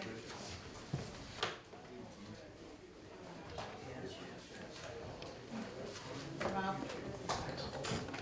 is Mr. Ford back there? I'll go to the next. Yeah.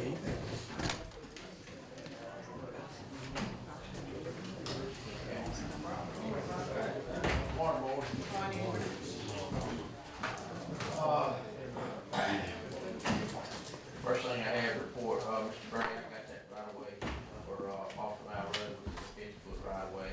So, the also what we have to do, 25% of line, so it would be a private issue between the 2 neighbors.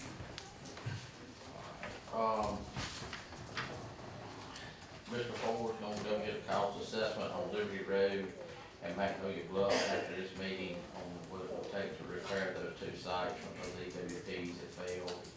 Or got some problems, from the contractor that said they have to fill their obligation with the county to fix those sites, so they. Are they out of warranty? No.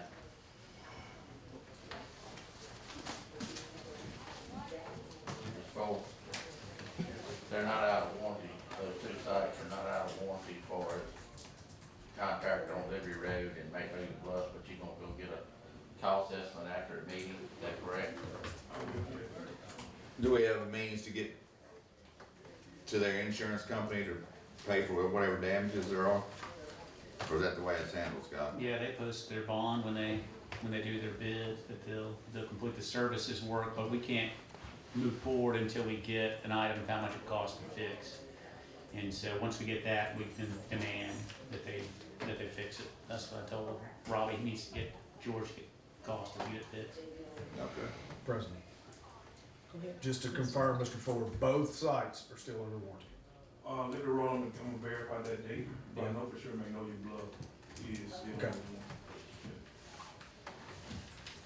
Okay, next thing I have, like the, going before the board, I asked the Jeff Walker, carry our new limb truck to Truck Works Thursday morning to, demo with some other road managers. New limb truck we got, Truck Works asked, we bring it up Thursday morning, let some other road managers look at it. You heard the request? So moved. Got a motion by Supervisor Gray, Second. second by Supervisor Middleton. Any discussion? All in favor say aye. All opposed? The ayes have it, motion carried.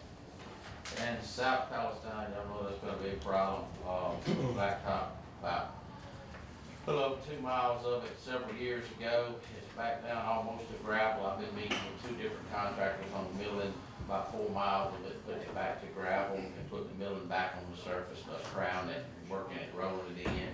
got two prices on that, but it's 4 miles of it. One contractor is at $63,200, and the other contractor is at $34,808.09. 34,000 or what? $34,808.09. Is that per mile or the whole job? That's the whole job. Okay. How many miles? That's about 4 miles? It is 4 miles, correct. Okay, and that's taking it back down to gravel. It's milling it back up, putting it back to gravel.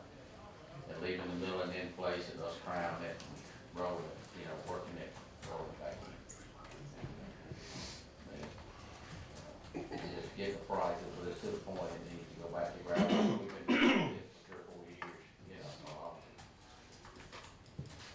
Do we have any funding? We can take it under advisement and see where we're gonna get the funding from.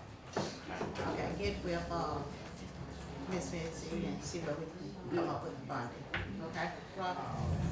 Robbie, get with Missy and see where we can come up with the funding. Can we approve it pending? Yeah, we can approve it pending funding. That's I make a motion. Second. Got a motion by Supervisor Hutchins, and a second by Supervisor Wilson. Any discussion? All in favor say aye. All opposed? Ayes have it, motion carried.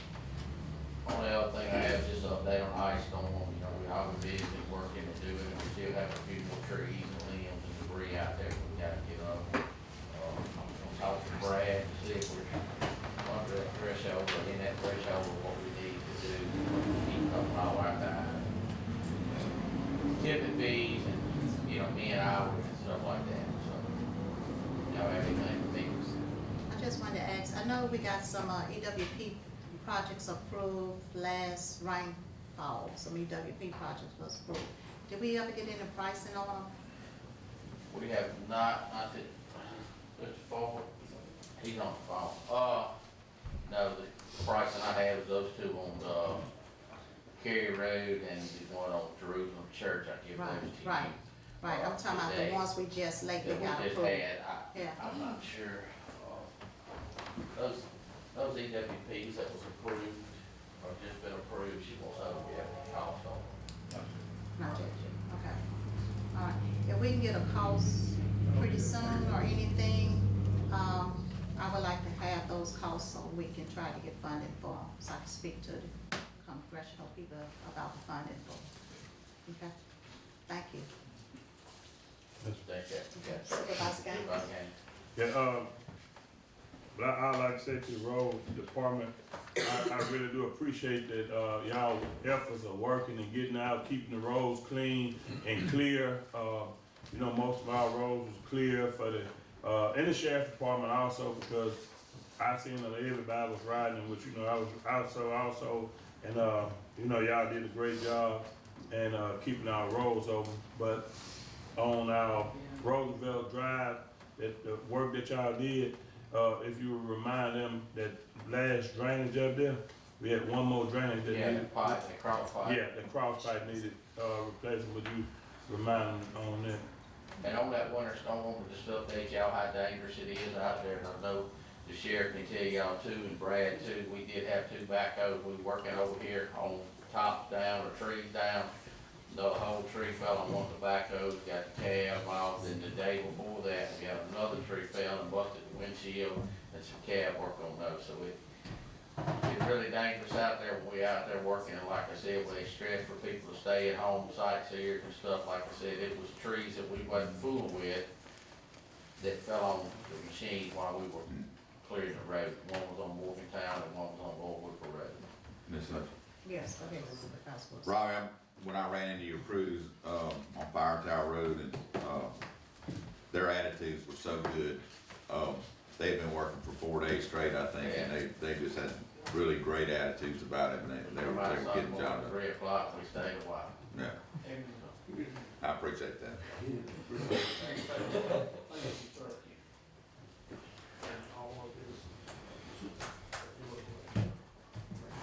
Good morning, board. Good morning. Brad Bradford, EMA Volunteer Fire Coordinator. Just got a couple things for our damage assessment, total for Natchez Adams County. We have a total of maybe 26 homes. We're still getting some damage in, people are still doing the self-report. We want people to understand, continue to do your self-report, it helps us out. So we get a snapshot, so we go by and do our initial damage assessment, we can get that information and send it up to me. So they have to have that rolled up for the government. I want to thank everybody like the road department, sheriff department, city, did a great job in managing this emergency. Also with the warming shelter, having it open, allowing people to come in on that. So we want to commend everybody that worked that. Everybody knows the groundhog saw a shadow, so we got 6 more weeks of this. So this is just our practice run. So next time we should be good on everything. So people should stay at home and have to worry about no limbs and stuff falling around. But you know, we don't control the weather. But as I always tell people, make sure we prepared. And I think Natchez Adams County is prepared to do anything because we got great leaders and everybody works together on that. So hats off to that. Now I'm gonna request travel. I need to go to North Mississippi. They have some EMA directors that need some help up there. They've been working a long time. Being the president of McDean, I can go to travel, try to at least help them set up and get some of this stuff. So I'll be staying at the EOC with their EOCs and so we'll be in hotels and stuff like that. So I just need permission to travel. We got a motion by Supervisor Wilson and a second by Supervisor Gaines. Any discussion? All in favor say aye. All opposed? The ayes have it, motion carried. Okay. Yeah, this morning we closed the warming shelter. We had individuals there this weekend, so we're still on the declaration. So for the next 30 days. So if we get any inclement weather, we'll automatically open up for the public on that. With that being said, yes, sir. Okay. So, sir. Proclamation, what about the proclamation for the winter storm? You know, the form we We always need get to continue or signed. not? Yeah, the thing is, yeah, we need to continue, yeah. See that motion So we need a extended? motion. We need a motion. Got a motion by Supervisor Gaines, second by Supervisor Wilson. Any discussion? All in favor say aye. All opposed? The ayes have it, motion carried. Yeah, so, the state is, they're working with the federal government now, so hopefully we get a PA declaration on that. So a lot of our expenses incurred during, the winter storm, it'll be reimbursement on that. So we working with Missy, we've been keeping up with our times and stuff like this, so we got our necessary, paperwork, so in the event they do, declare a declaration for the state, we can turn all that paperwork in and get some type of reimbursement. We can help us out on that. Also, the Mississippi Rehabilitation reached out to us. They have individuals, they try to help out certain businesses with certain disabilities to aid and assist. I think me and Missy, we saw, they reached out, they have a gentleman, they pay everything, they pay all the liability on it. They just place people to work with county governments to help out. I think they only work up to 90 days. They take care of everything. Only thing we do is provide them the hours and the location that they work.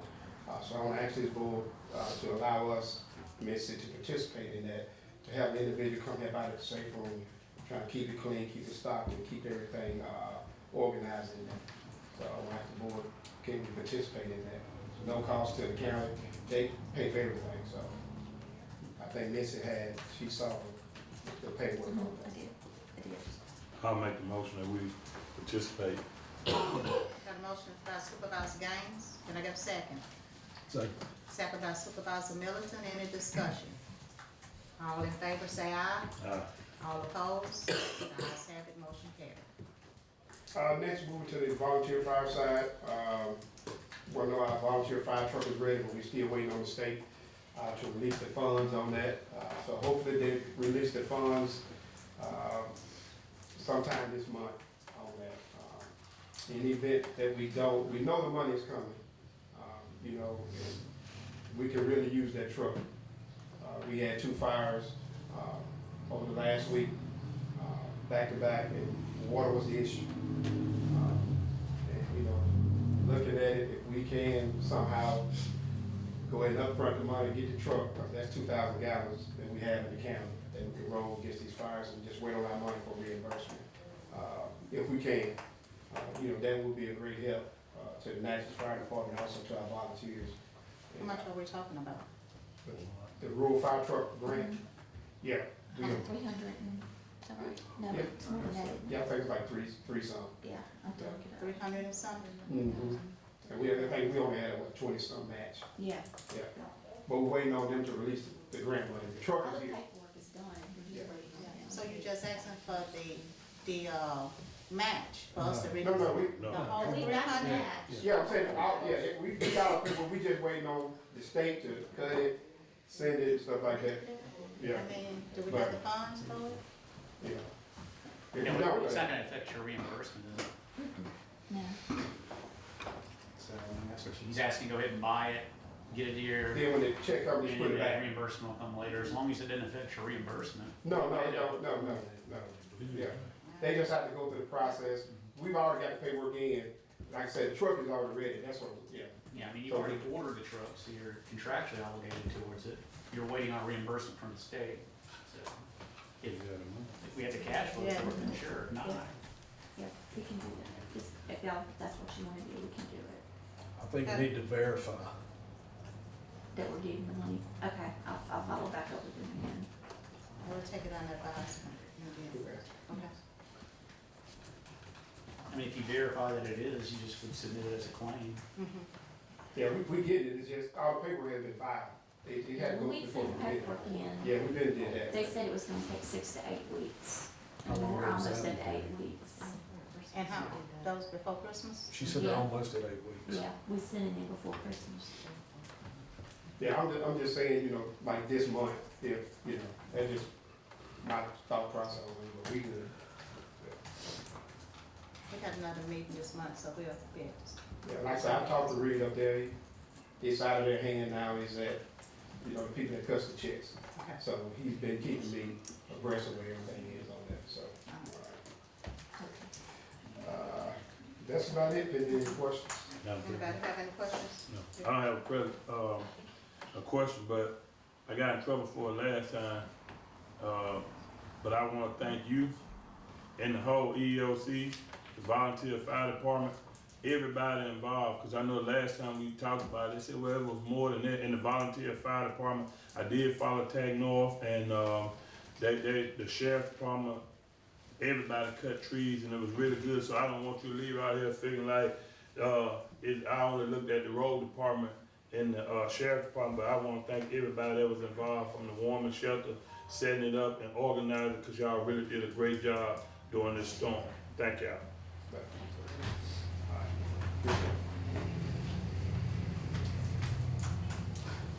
Good morning, board. Good morning. Let me start off with the reimbursements. We got an email on Friday from NRCS stating they updated their reimbursement form. So they asked us to have them re-signed again. So since we had the reimbursements for those retainage, I just updated the reimbursement form to include that amount. So I'm gonna request board authorization to allow the board president to sign reimbursement request number 2 for C045 and reimbursement request number 1 for C079. C045 includes Old Highway 81 sites 1 and 4, Kingston Road, Churchill Road, and Dunbar Bayou, and C079 included Equipment Road and Kingston Road. You heard the request. Can I get a motion? So moved. Got a motion by Supervisor Gaines. Can I get a second? Second. Second by Supervisor Wilson. Any discussion? All in favor, say aye. All opposed? The ayes have it, motion carried. We received correspondence from Wildlife and Fishery at the West Circle Road last Wednesday with some comments they wanted to make to the Blacks and Legal description. We made those changes and submitted back to the, I think your email sparked them actually reviewing the document, so hopefully they have everything they need now, so I'm not sure what the next step will be for them as it relates to that, but we have done what they've asked. Just remind me, and I'll bug them every so often.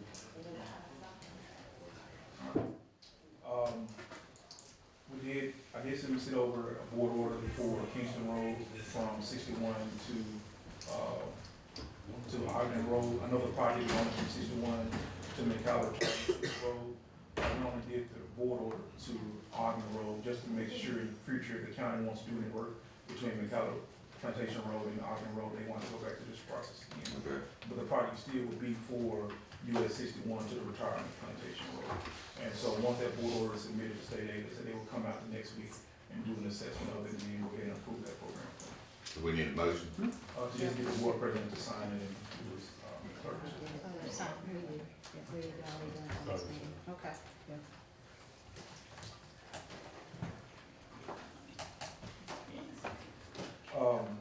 EWP's 13 Johnson Circle, we're gonna advertise that project and have it open for March 16th. The same will go for the Upper Kingston Road, EWP, that will be March 16th as well. Jerusalem Church and Pier Road, I think Pier Road sites, the proposed design requires to get right away from the U.S. Water and Fisheries. So I'm having a meeting today with NRCS to look at a plan whether we can try to reduce the footprint of those two projects, so we don't have to worry about getting right away from them. Hopefully we can get their project expedited and get it advertised as well. So just giving everybody else as it relates to the Jerusalem Church site and the two Pier Road site. And I don't know, maybe we can move Jerusalem into the others. Well, I can do the project separate, just the paperwork will be, I have to be very detailed in the paperwork as well. I can go ahead and advertise Jerusalem, get it done. We're waiting on Burke Road, been waiting 4 years for a project that they supported and helped us get grant funding for. And Morgantown Road, we had comments come back from MDOT as it relates to some certificates from the contractor as well as us during that process. Unfortunately, our stormwater inspector transitioned to another position. Therefore, we had to get another we had to get certified. I went and got certified myself, so I want to build this in the future. I got certified on Wednesday.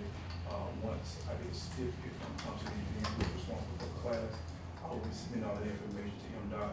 Their next meeting will be February 10th, and I'm sure that I have all the information to MDOT prior to that February 10th meeting.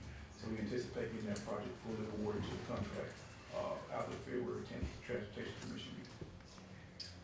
Thank you. And that's all I have, unless there are any questions. So, yeah, Anything on York Road? We just, it's wildlife and fisheries, we submitted that right away information, so we're just trying to get the right information. So where are you about both of them? Do it. Okay. And so we did what any comments Copy they and what, had. the no response they gave. So the comment they had on, they had Burke Road, we just made those same adjustments to York Road to Okay. try to expedite that process.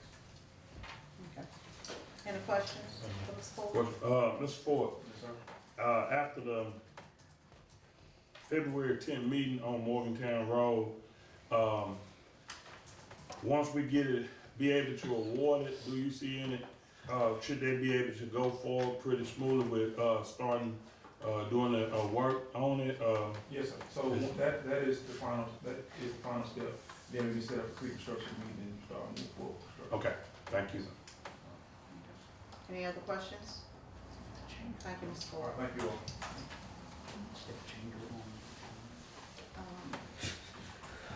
Do you have any, I have Ms. Givens, you have anything? What? You have anything to say? What do it? Chandler?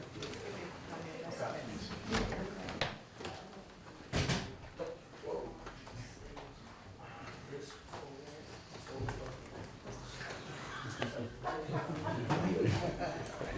Hi, buddy. Thank you, Alan. Carl Houston, Airport Director.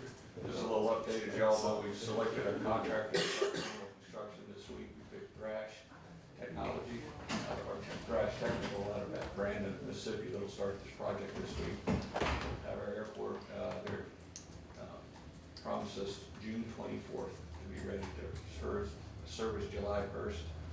Another thing I believe I discussed with you, Wes, another thing that started out there at the airport, starting the 15th of this month, there will be handling fees or minimum fuel fees to generate revenue for the airport. It's never been done. We watch Falcon 50s come in there, buy no fuel, use our airport, drink our coffee, use our services, and leave. So as an example, that Falcon 50 lands now, he's gonna pay a $425 landing fee or buy 300 gallons of fuel, which I'm hoping for the fuel, it's a bigger profit there. So what we're gonna do is that this won't affect our turboprops, our single pistons, it'll be twin pistons and above. It will not affect tenants, will not affect the military, will not affect medevac flights with patients. but doing something to generate some income. I know y'all been beat up today, so I'm hoping this is good news. We won. I won't tell you about my 32% tax increase, but save that for another time. Thrash, did they start today? We are working with Mr. Wakecaster. He's getting them on board. We gotta get the contract going. As soon as they get the contract, they should be boots on the ground this week, starting with demolition. Yeah, I do know that they were having a meeting today to catch them up as to where we are on the process. So, any questions for me? All right. Thank you. Thank you for your time. Thank you. Sheriff, you wanna go, Chandler, do you have some for executive session or anything? Don't mind me, Sheriff. Is yours gonna be executive session? No, mine's, Okay, well, go ahead. mine's not. Okay. Thank you. I'm gonna be easy today. I'm pretty sure Jimmy up on that chair, it's not OSHA approved. He falls on Jan over there, she's gonna whoop him down, I'm pretty sure. That's my cousin. That's all right. I did know that actually. I had forgotten. But thank you, board, for the opportunity. Y'all have received the joint resolution reauthorizing Natchez Inc. through our local and private. The cities at their last January meeting approved the joint resolution, and you should have a copy in there. I'm asking that you also adopt the joint resolution from the city and county today, if that's possible. Y'all got the resolution? It's the same I've got copies, I know. It was emailed. It was emailed, okay. I know they were emailed, yeah, they were emailed. Ain't no increases on it for the county, so moved. Second. Got a motion by Supervisor Gray and a second by Supervisor Milliken, still needed. Yeah. Any discussion? Our fee is the same, right? Yeah, everything's the same. So Same one you adopted in 2022, I All in favor, say aye. Aye. All opposed? The ayes have it, motion carried. Anything else? Only other business at your next meeting, we will present the site development grant for the IP property, the former IP property, Mississippi River property, which is total of it's the first of two, which is total is about $3.5 million for the continued concrete removal or cleanup of that. And then it will be followed by an additional 1.9 and some change for the segment. We're trying to get both grant agreements approved in the immediate future, and trying to bid them. They have to be bid separately because they're two separate grants that NBA gave us, but we want to try to bid them almost as kind of a grant one, grant two project, so we can maximize the contract and the amount of funding that's there. And then additionally is the only other item is, I think from Mitzi or Scott, is that all of the option and buy-sell lease agreements from our previous meeting have been signed and executed by all parties, the county as well as the companies, and basically we just gotta get some routing numbers so they can pay their funds. But that's really the only business. So, thank you. Appreciate that. Thank you. All right, Sheriff, we have something to forward. Sheriff, hold on. All right, so I got an email, I guess, last week, as it relates to Morgantown Road, to phase 2 is already in construction. And so remember that we did the change order for the utility relocation. So now the city is requesting the county's portion of it. I've been going back and forth with the city and I guess MTWI. They have finally agreed to pay half of that adjustment. And so I guess the county's portion of that is $138,650.76. I have a question. Yes. So the grant, did it cover the city's half or did we split it? It's the same percentage, you know, that grant is MCW I pay for 50%, and then the county and the city pay for another 50%, which I have a percentage breakdown. 60/40. Yeah, 60/40 breakdown.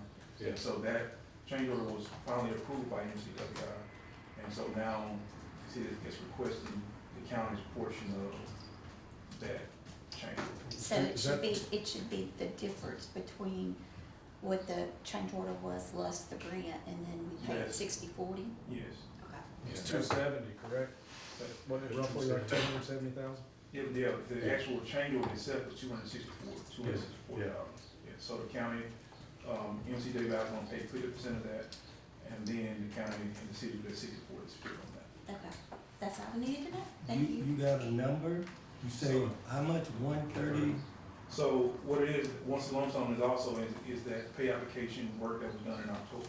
So the total work plus that $264,000 was $285,835. That's our portion? No, sir. I'm giving you the total. I want our portion. Y'all portion is 138,650.76. 138? 650,076 cents. So that is 60% of the of the total amount that the city and the county pay. We paying 60% and they paying 40. Yes. Yeah, that's it.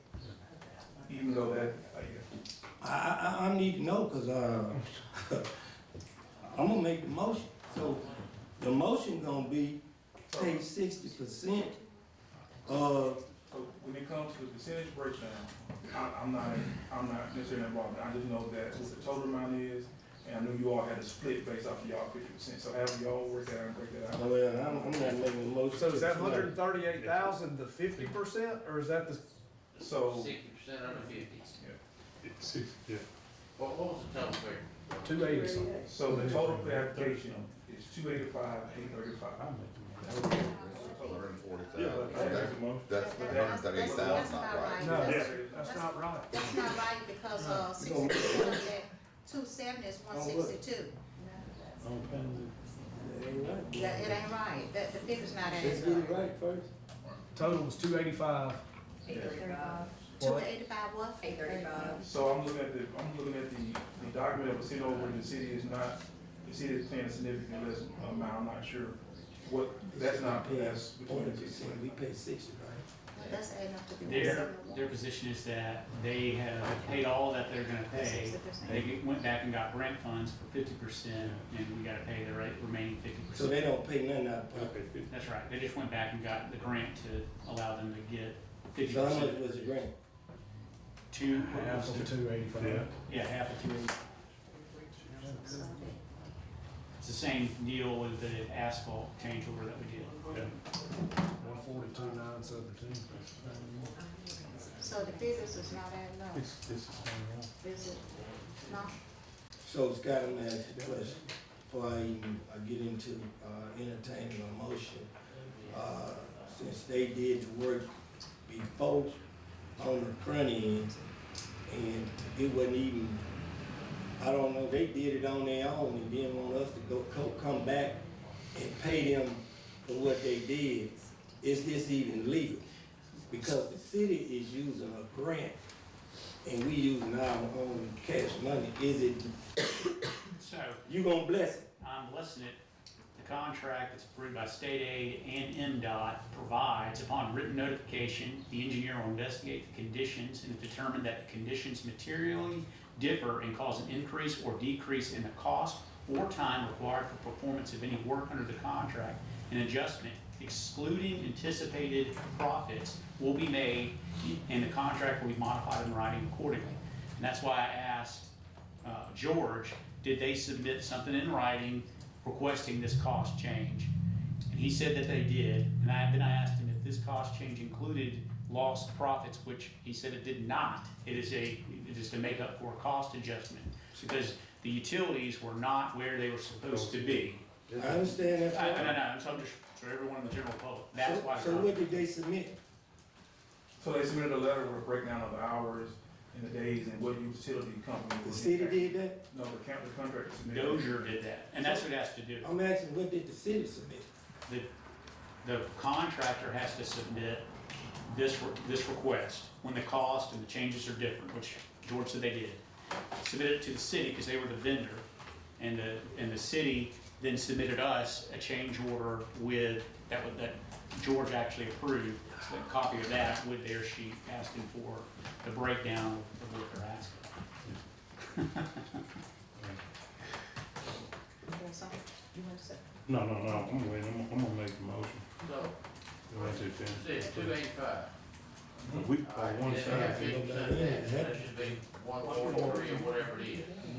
All right, then 60% of that should be about $87,000. But they're not, the city's match was getting the grant. What you say? Robin 60-40 still- then. Yeah, it's supposed to be, that's what the contract say. All right, well, it should be about $87,000, somewhere roughly there. If I'm We- getting it right. We've been through that with the contract. We had, this ain't new. The city came back when we was under contract, you know, they entered into the contract saying, well, okay, the first one was void. Am I correct, Scott? They said they were going after the first contract, That's not right. the second contract. Not the second contract. They had a contract up front for to get the grant money. The city did. All right, they went back and the county went back and did a 60-40 contract. The city is saying, okay, well, our first contract is what we gonna abide by to move forward with the payment on that. That's what the city did. I know it's been, maybe 6 months, but you know, we have. Let's save them money and put all the money on us. Well, they got the grant, you know, because we couldn't, at that time, we couldn't do Morgantown Road. So, we couldn't do it because of audit. We got straight, the city got the money, and the city got the grants for it. So, we entered under the contracts then, and so, that's where the discrepancy coming at with the contracts, because you know, they sent it to Scott, and I mean, we done had several discussions in here about that, so, I'm going with the attorney, what you recommend? So you gonna make a motion, under the recommendation of the attorney? I just wanna make sure the figures are right. That's the thing, the If you go- figures are right. If you go by the original contract or the second contract, they're complaining that the second one was a mistake, and the first one. Because it's in their favor, Scott. Yes, I know. You told me something totally different with the other contract. So if I was the city, I'd do exactly what you're doing and go along with the contract that saves them money. Yes. But I'm over here with the county, I got to do what's best for the county, not the city. So, well, I guess what he's asking you, are you blessing this? I was blessing the change order that they did. No. If the county wants- Wait. My recommendation was go with the second contract. I think that's a better contract, better for us and more recent. That was my original. And the city didn't wanna do that, cause that mean they had to come up with some money. More money. So, Miss, you know what the magic question is?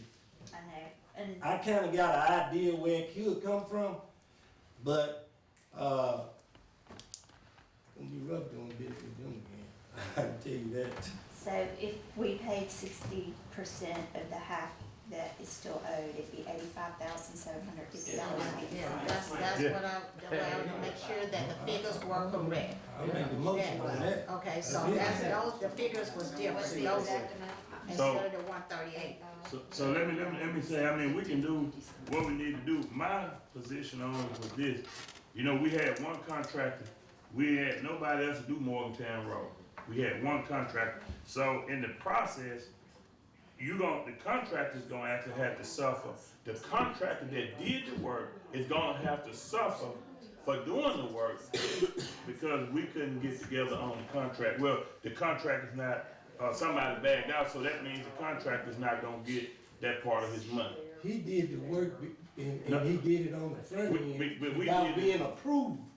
We did the change order, if I correct, they said okay, but I After think the I fact. just want everybody to know where my stance was, that the people did the work and not gonna get paid for the work.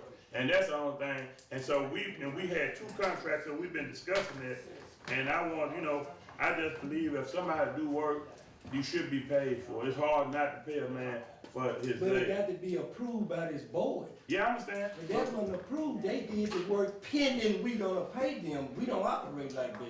I mean, I don't operate like that. Okay, well, we're gonna go with whatever recommendation that we need. I'm with the rest of the board. All, the utilities, utilities were they? They were on our right of ways, right? They wasn't in place though. But Yes, they were in our right of way. was that our fault? Was that our fault? Yeah. We didn't know it was underneath the road, I It was mean, on this road. It was- I know. hard to point a finger at anyone's fault, it was not known what those utilities were, what they were.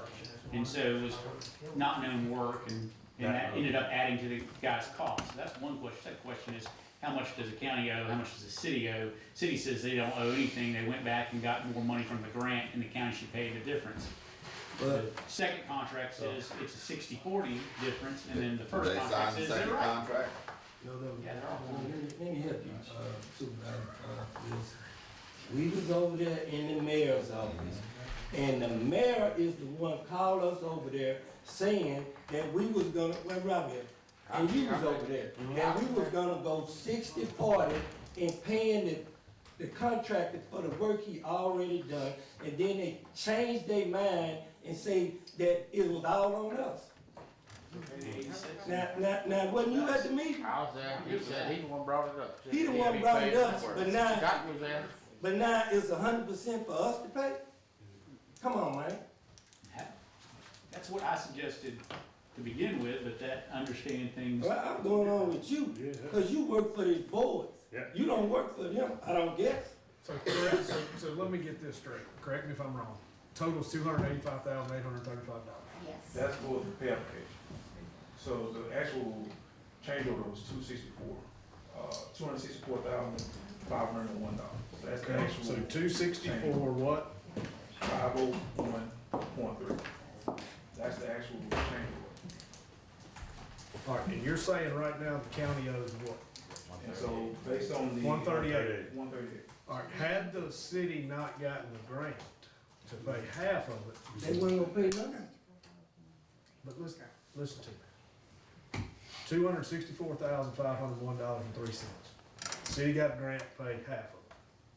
Had they not gotten a grant to pay half of it, 60% of our share would be $158,700. So it would cost us more money.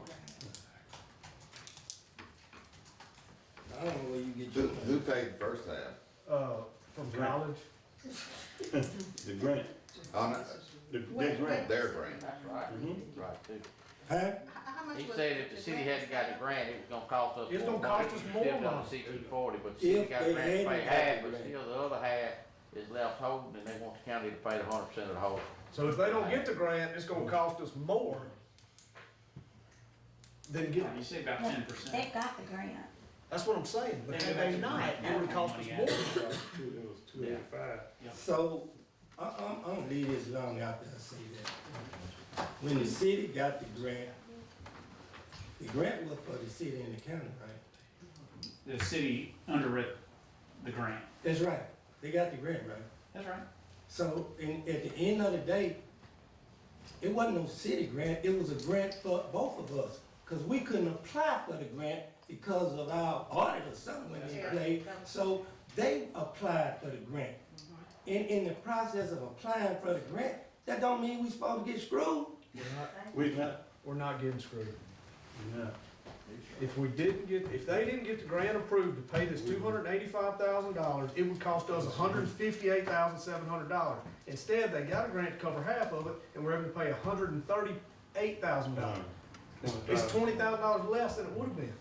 Yeah, I'll make the motion to Second. pay the, grant.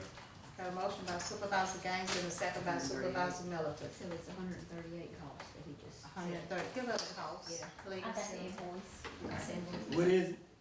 What is it? 138,650.76. All in favor, say aye. Hey, All opposed?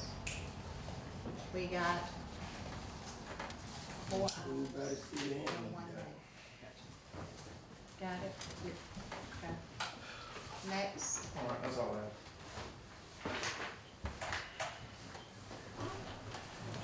Oh, go ahead, Lily. Sheriff will be here, that's why. I'll be here, so you Yeah. go ahead. I apologize. I mistakenly, forgot to give board permission to hold a public hearing as well as advertise for engineering services for the CDBG application. So I ran back page. So we're gonna amend that motion. Do we need to amend that motion? She never did it. She never did, oh, she's doing it now? Okay, I thought that was in that motion. So moved. Got a motion by Supervisor Wilson and a second by Supervisor Middleton. Any discussion? All in favor, say aye. All opposed? The ayes have it, motion carried. Thank you. Sheriff? Good morning again. Wait a minute, no, I'm just kidding. It's third time we did it to you. Hey, I'm good, man, I'm good. Look, I appreciate that this morning. We need a little laughter after the day. But I do wanna say this though. I do wanna say, I wanna thank the citizens for allowing the order to be maintained this morning while expressing their concerns. I think it's very important to have tough conversations, and today they had it, and I wanna thank you all for addressing your concern as well. I think it was very important that people realize that regardless of how they felt about it, each and every one of you all answered every single question that they had this morning, whether they like the answer or not. And that's what makes this country great. I'm glad you like it, cause I didn't. Oh, I ain't say I like it. I said that's what. You find out in my report how I feel. Yeah, I understand. Well, anyway, but I do thank you for allowing it. And I also want to thank the first responders too, just like you all have, because, you know, when these disasters hit, it's tough on us. You know, we see things that other people don't see all the time. We go pulling people out of houses with trees on them, and this time we were kind of spared up to recent days here without any loss of life, except for the fire with the gentleman out there in Red Loop Road and one other thing that we had, but, you know, we read that, and that's what we signed up for. But I just want to say thank you. When I say first responders, I'm talking police, fire, sheriff, dispatches, ambulance, the line workers, the gas workers, everybody, because that's what we need to make it during these tough times like this. But I also want to thank the citizens again in that case too, because we put out a lot of warning messages during light storms, and we warn people and let them know what roads not to be on and how to allow the linemen to do their jobs and the first responders and the road crews and things to do their jobs, and they actually did that. And that's one thing I'm so happy about here in Adams County. When we give the call out there, people actually listen, and they don't know how much that means to us to be able to do it without having to worry about interruption from the public when we're trying to get services back in line.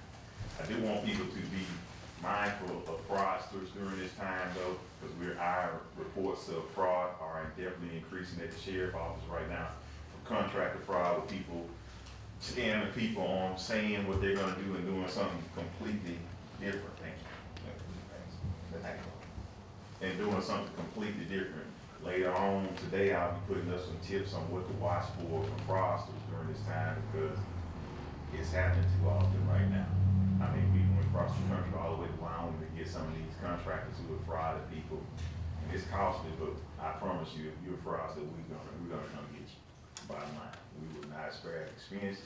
We're gonna make sure people get justice on that front. Now, I do want to let you know, Miss, two of us, myself and Chief Daugherty, we completed air terror training.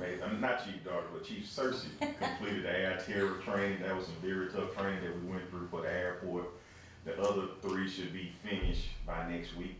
I will be pushing them to finish up, but that was some very challenging training, but it's what we need to know for what we're about to engage in out there at the airport. And I think that is essential to what's about to happen out there. So we're gonna make sure we're doing our part. The trash numbers, I do have trash numbers for you all today. Yes. District 1, 285 bags. District 2, 337 bags. District 3, 30. District 4, 9 bags. District 6, 66 bags, for a total of 527 bags. And when you supervisors request us to go clean up roads, we try to send y'all little videos or something just so you can let your constituents know that we actually showed up. Because the reality of it is, y'all know, especially you Supervisor Gaines, you and Supervisor Gray, y'all know that one street, both y'all call me on all the time. The minute we clean it up, it's right back there. And that's why I make sure those guys send us videos so y'all can send them to those people. But it's not that we're not doing it, it's just, we gotta retrain some people on thinking about cleaning up their neighborhoods. I do want to say this though, because a lot was talked about with taxes and things, and I heard the people just like everybody else did. One of the things I did want to dispel was that the taxes went up because everybody was in favor of building the jail and we were sneaking the money in. I want to make it real plain that Fake news. that is fake news, absolutely. Get a lot of it. That didn't happen. I was waiting on it to come up in the meeting, but it didn't. But I do want to publicly say that that's not what happened. But hearing the people and praying about the situation like I have over the last week, I have prayed about it, and we are taking a pivot on how we approach the jail. Because at the end of the day, I know every last one of you all up there know that we need new facilities, no doubt in my mind about that. Supervisor Wilson, Supervisor Gray, Supervisor Middleton, Supervisor Hudson, Supervisor Gaines, everybody's questioning me, how would you pay for it? Especially with the burden that's on the citizens. So what I did do was, I created a proposal for MDOC. I reached out to them, I actually went up there and met with MDOC. It was an accidental meeting because I went from one meeting and didn't realize the meeting was canceled, and they gave me an audience for who I needed to talk to in regards to the other meeting that I had. And what we talked about was actually doing a regional facility down here. Because Supervisor Wilson, you've always challenged me on finding money. That's your favorite word. Now, I'm speaking your language today now. I'm telling you, I'm speaking your language today. But I thought about it and prayed about it, and I thought about a regional jail, and then that's when it came to me about the regional jail. Because you think about who we were housing for in the past, Wilson County, Claiborne County, Franklin County, ABIC, Fort Gibson, police, sheriff, I'm talking about everybody. Warren County, you name it, compiled, we can house some of everybody. But the reality of it is, when we were in need, we could have used the facility right there in Jefferson County. We still can't. I've asked that multiple times. So I put together a proposal, and I talked to the people up there at MDOC about doing a regional for our facility. For this region down here, because we don't have one. The closest one that they're looking at doing is in Hattiesburg. But if we did a regional down here, that would bring around 3.5, 3.6 million a year in revenue from the MDOC. That would be more than enough to cover the debt services that Scott, you and Missy and I have talked about for quite some time now when it comes to funding, how you're gonna pay for facilities. And I put that proposal together. I had it, when I started, it was 27 pages. I don't know what we needed it, but I was very honest in that proposal of the research that we've done over the years. And I emailed it to you all, and that's what they're passing out now, so you can be aware of this.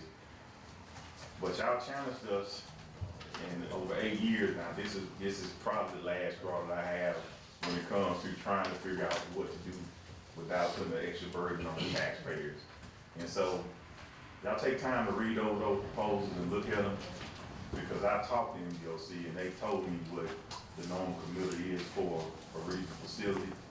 And what I'll probably be asking for here down the road after I hear back from them is a letter of resolution of, supporting from the board saying that you all will be in favor of this. Because again, it'll more than pay for itself for what a debt service would be here. And that's pretty much, I think, all I have for you all today. But I want to take a little bit of the burden off y'all's brain, thinking I'm going to come up here and ask for more, hearing what I've heard today.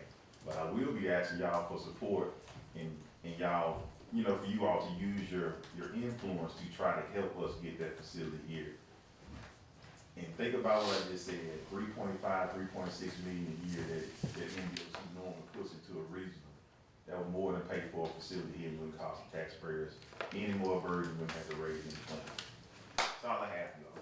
Getting some more fake news, Sheriff, they were saying that their tax dollars are built their school over there. Their tax dollars didn't build that school.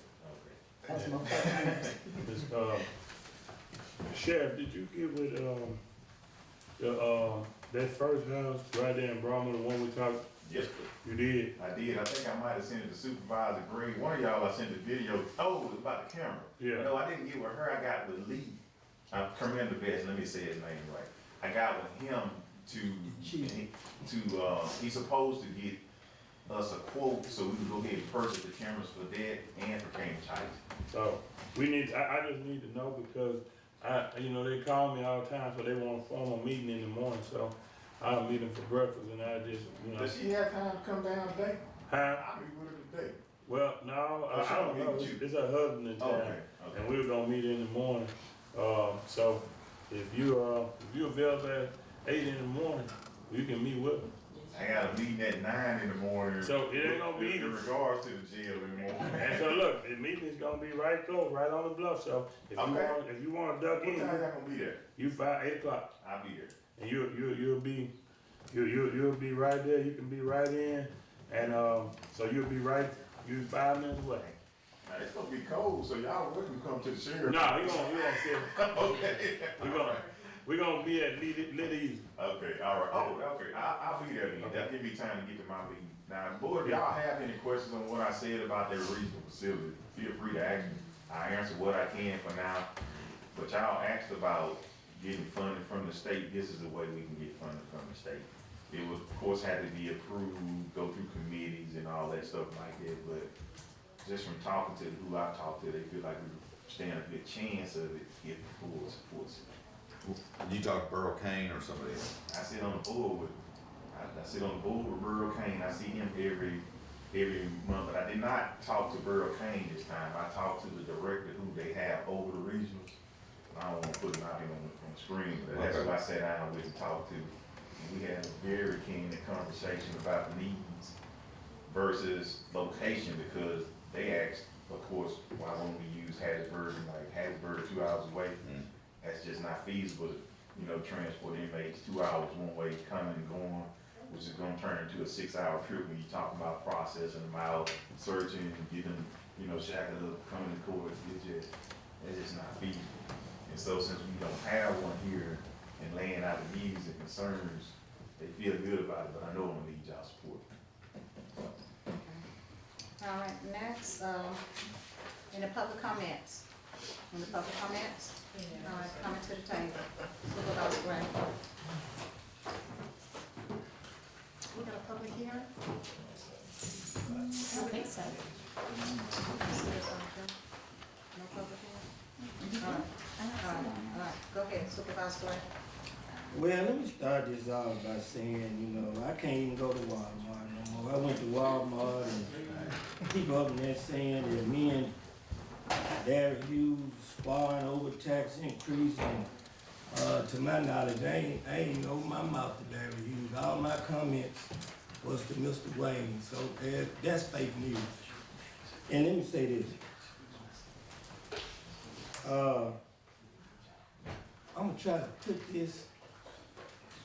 No, I ain't gonna do nothing. I'm just gonna tell it like it is. My grandmama told me, she said, I'm scared for you in this position. I said, why? She said, because of what happened to your granddad. She said, those people shot him in the back while he was running away.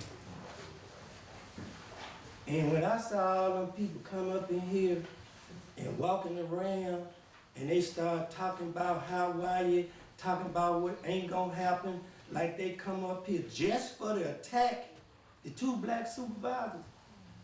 I'm sorry they gone, cause I don't give up about none of them talking about me doing my job. Yeah, I know we got some snakes, some cockroaches, and everything in this community. See, they see the James Earl Gray and the S. Earl Gray Bamford, the nice people.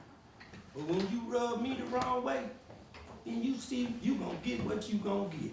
Cause I'm not gonna stand for a lynch mob to come up here and attack Ricky Gray. Cause it ain't gonna happen. Let me tell you how I love this community. And Sheriff, you might have heard it. My people wanted to come up here. They say, man, you need us to come up here? I say, please don't do that. Cause I'm all about peace. I ain't trying to start no wall that tear up the community I love. Cause that's what it would have been up here today when all the jumping up in meetings and hollering at people. Hey, this 2026. I ain't my granddad. I don't play like that.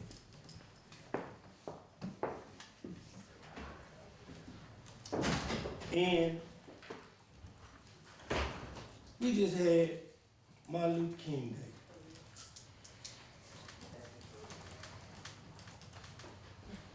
Now we got Black History. So now all these people come up here to attack the black supervisors about what a cockroach said on social media that don't even live here and tearing our community up with fake news. That's crazy.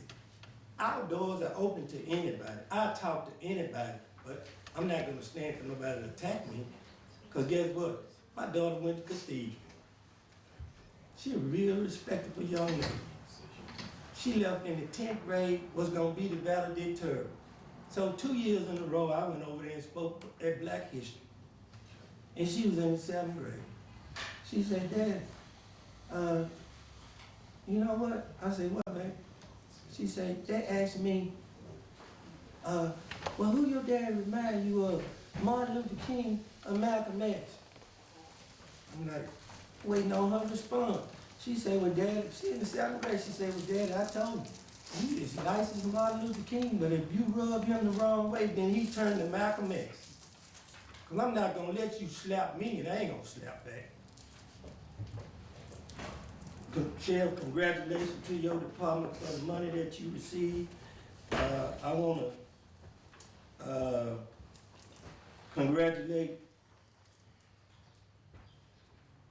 the police chief for announcing her upcoming retirement.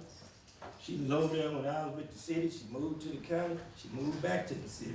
So congratulations.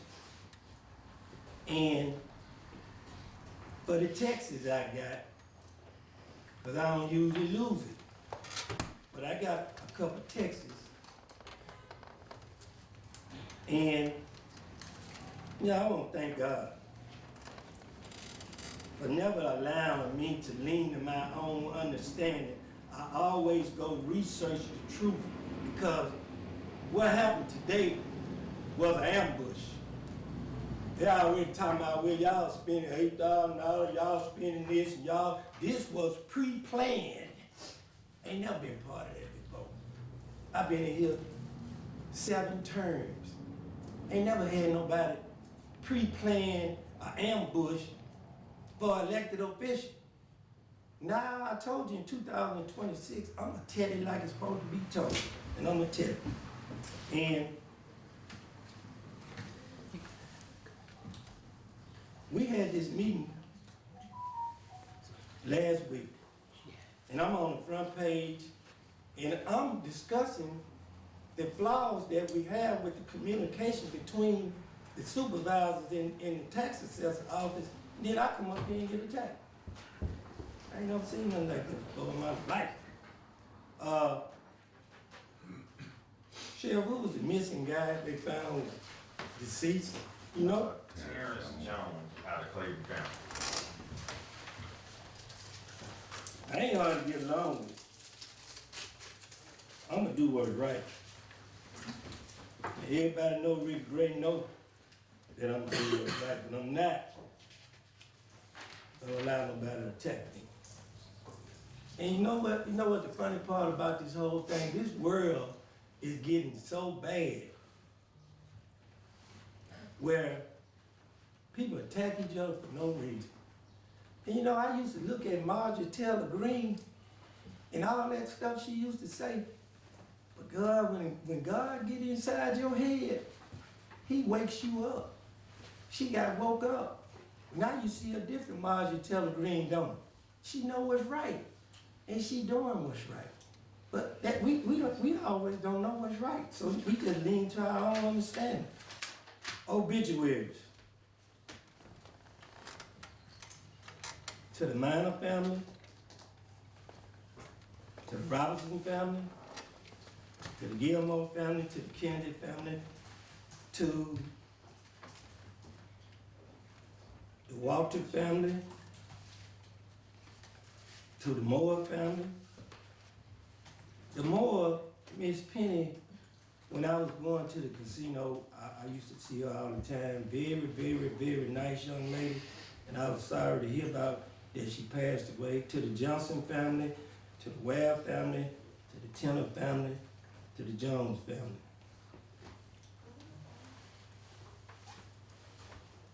I honestly can say this. I feel good to be a supervisor because we have something in place where our citizens can come in here and hold us accountable. You ain't got to get on the agenda. You ain't got to do none of that. And we let everybody speak that want to speak.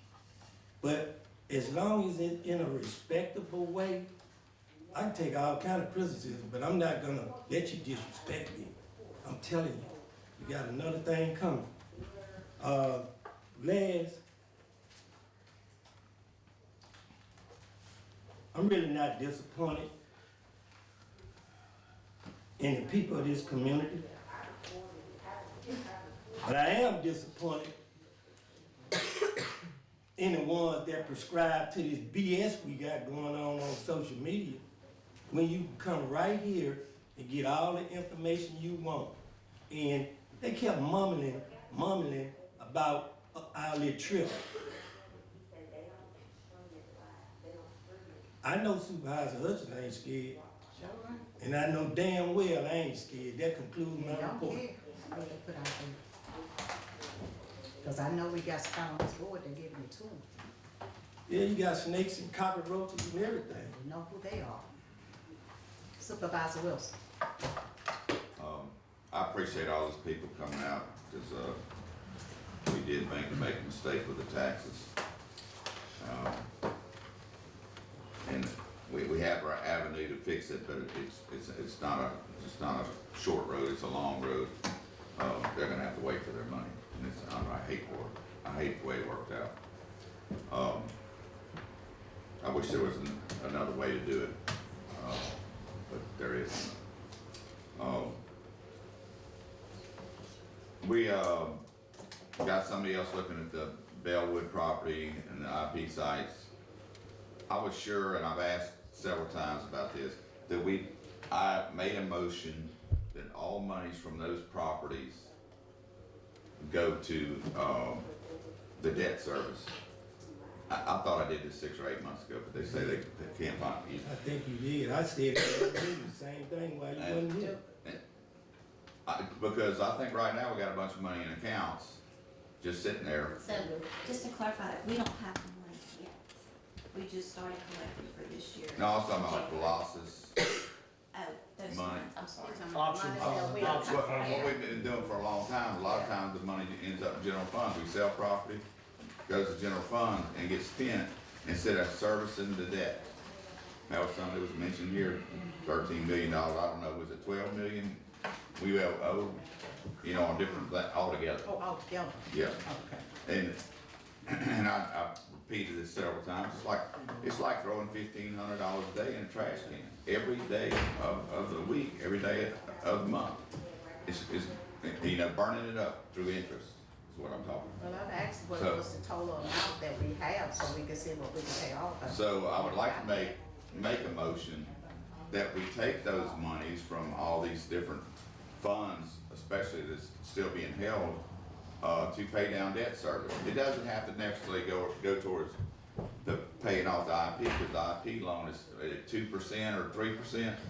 Your IP loans are highest, and it's at the 4% range. Which one is the highest? That's your IP loan. Can we pay that service down, or are we at a point where we can't do that without penalty? I'll find out if it's callable or not. Callable means you can start paying outside of your note. If not, then there's an arbitrage on it. The good news is your interest rates are higher than what your interest is on debt service at this particular point in time. Well, if the money doesn't go towards that specific thing, at least it could go to the other debt service, the things we do have that are at a higher interest rate. Yeah, It shouldn't be just sitting there gaining 0.5% of interest or 1% of interest. And when you could, yeah, exactly. Well, we set it in a sweeping account. Last time we did that, it was 4% that we were earning on our money. So Yeah. if it makes financial sense to keep it earned interest versus paying, you can do it that route. So what do his motion need to be? His motion, he wants to dedicate funds from the Velocity account, or the Velocity fund, I should say, and the Bellwood fund.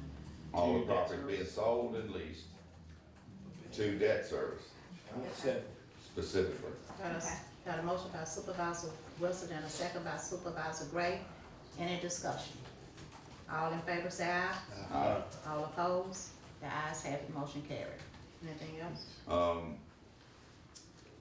I believe that concluded my report. I did have one classmate of mine, sister died, her last name was Smith, but she was Corey Phipps's, I went to school with him at Susan B. West, and I missed Corey when he came to town, but, I think he's living up around Memphis, but, anyway, that concludes my report. Okay. I'm gonna deviate from, the board for a minute and let Ms. Gibbons speak. I think she wanted to have something to say.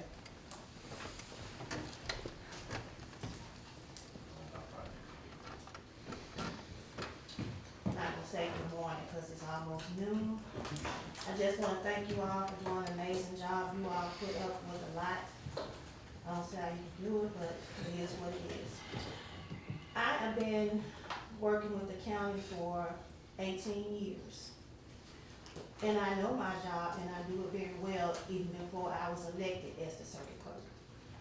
So with that being said, the first meeting that you all had, my name was brought up. So my question to Supervisor Wilson is, there was something about, so poll workers came and asked me about getting paid $25. And I told them to go back to where it came from. Number one, I don't talk like that. And no poll worker has ever came to EVA because EVA is not responsible for the poll workers, the election commissioners are.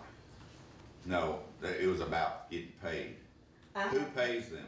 The election commissioner. Okay, Not the they mistakenly went to you and No one nobody has sent ever them. went to me. And nobody sent them, well, they came to your The office, only but person nobody that sent came to them, me is, the election commissioners are responsible. Is that how it goes? that's exactly how it goes. The election commissioners appoint the poll Their managers. point. Okay, people went to the training classes, Your but nobody paid them. Your people, because we're not responsible for the poll training class that you had. Not poll training, poll worker. Poll workers get paid if That's they the are, class they went to. if they came to the poll training class in the Chancery courtroom They did so. and they signed up to be a poll worker. They did. Oh, yes, they got paid. No, these people did not get paid. Then were they your people? What do you mean by my people? What I'm saying is that you set up a poll training class at the safe room. No, They did not. no, the poll training class was here. That was not And paid. everyone got And paid. they didn't get paid for anything. You don't Can get you give paid. me the names? You I don't would get like paid. to know, it's not a lie. You don't get paid for poll training.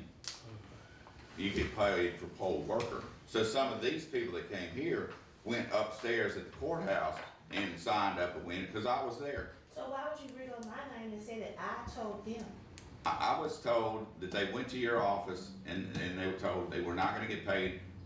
We're not paying for that class. Even though it was the election commissioners that put it on. They said you'd get the money from you. No.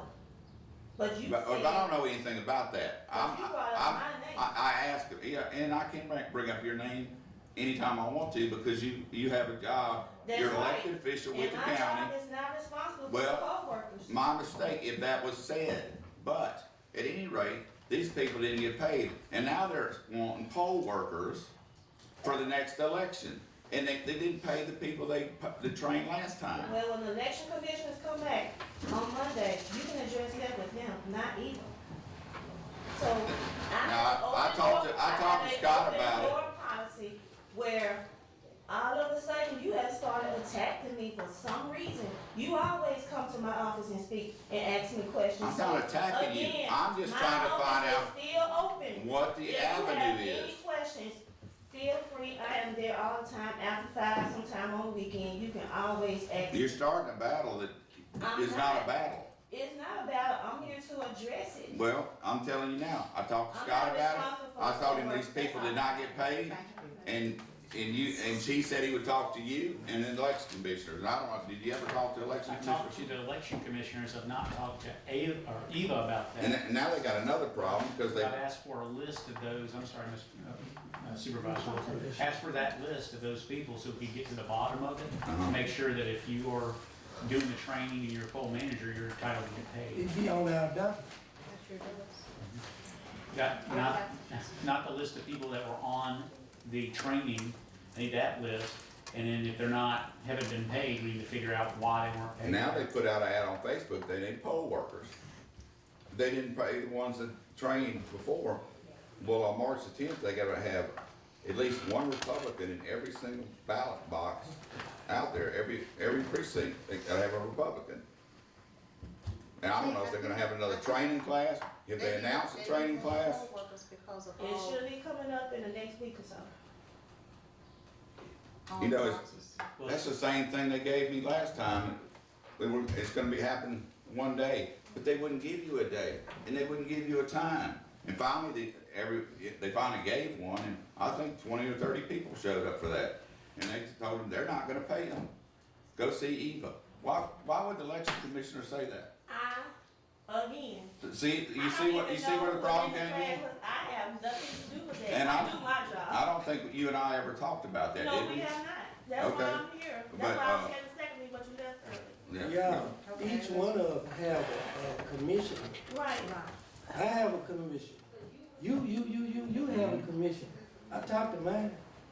And each commissioner is responsible for whatever. Well, somebody's got the sheet, and they know who signed up, and they should have paid them, and they didn't do it. I agree. And there's something wrong with the process. I totally agree. Well, the commissioner's office is not always open. No, sir, no. So, where do people sign up at? With the election commission. Even though they're not open most of the time. You don't have a sheet over there for them? I do not.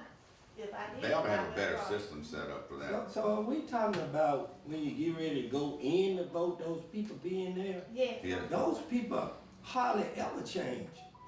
Well, that changed, yes. They've Well, you been know, changing lately, but they. We lost 10 or 12 because they were county employees doing it a lot, and they couldn't take a day off, vacation day, and get paid to be there. So they lost like 12 right away. So then you gotta fill in all these gaps, and there needs to be some training. They can't just go there and sit down and think they know what to do, because there's a lot to that. As I found out, through the poll worker training and the poll watchers training. The commissioner I talked to said they were gonna get me the list of who was there. So, I requested it, and I was gonna reconcile who got paid, who didn't get paid, and try to. Well, I'm gonna tell you this, guy. If somebody in District 4 don't get paid, they calling me. And I'm going to that docket and look down that docket and say your name on that docket. We just approved it, docket, and you're gonna get your pay, your money for the week. Yeah, because sometimes that happens, that people don't get, the docket is later than what they are calling about. Say they be saying they hadn't got paid, but the docket hadn't even come out. Right. Sometimes it'd be a month or later, before they get paid. It's just that they so impatient and they can't wait. This till they happened get 5 months ago, so it's Yeah. like. Okay, Yeah, we're this gonna was- move on with This was long enough. Supervisor I think it's Gaines. November is when they did it. November, yes, November 4th. Supervisor Gaines. Yeah, I did, some, I don't know who lost the motion. I did appoint Dr. Henry Murphy. I did make a motion on him for my airport commissioner. He had surgery that day, before, so I don't know if it's in there, but I do have his contact information, for it to be on record, because I think I got a text from Brandy, and I've been talking with Missy. And he was already on that, so I just need to give you the information. Yeah, I just need his contact information. Yes, I just, but I know, I think Brandon Page, do you have it, or do I need to make another motion? He is Said on Dr. surgery. Henry Murphy? Yeah, Yes, I need to appoint him yeah, I appointed him last time, but last time. well, back in, about 3 months ago, I appointed him on, but if you need, He he, did. You should have. I just need, So, he yeah, is yeah. sick, so I just need his yeah, contact information. so I wanted to make sure, not just for the minutes, if you need him, I can make the other motion so we can have it and clarify it to our minutes before he starts.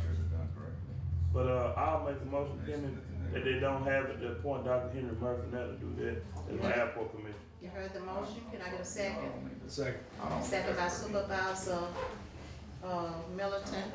Any discussion before we on? All in favor, say aye. All opposed? The ayes have the motion carried. Can I ask Supervisor Gray a question? Go ahead. So that brings up the port. Have you replaced your? He came back. He came back last Okay, meeting. okay. He decided to come Yeah, back. he tried, yeah. Thank you. Yeah, Okay. yeah. Okay.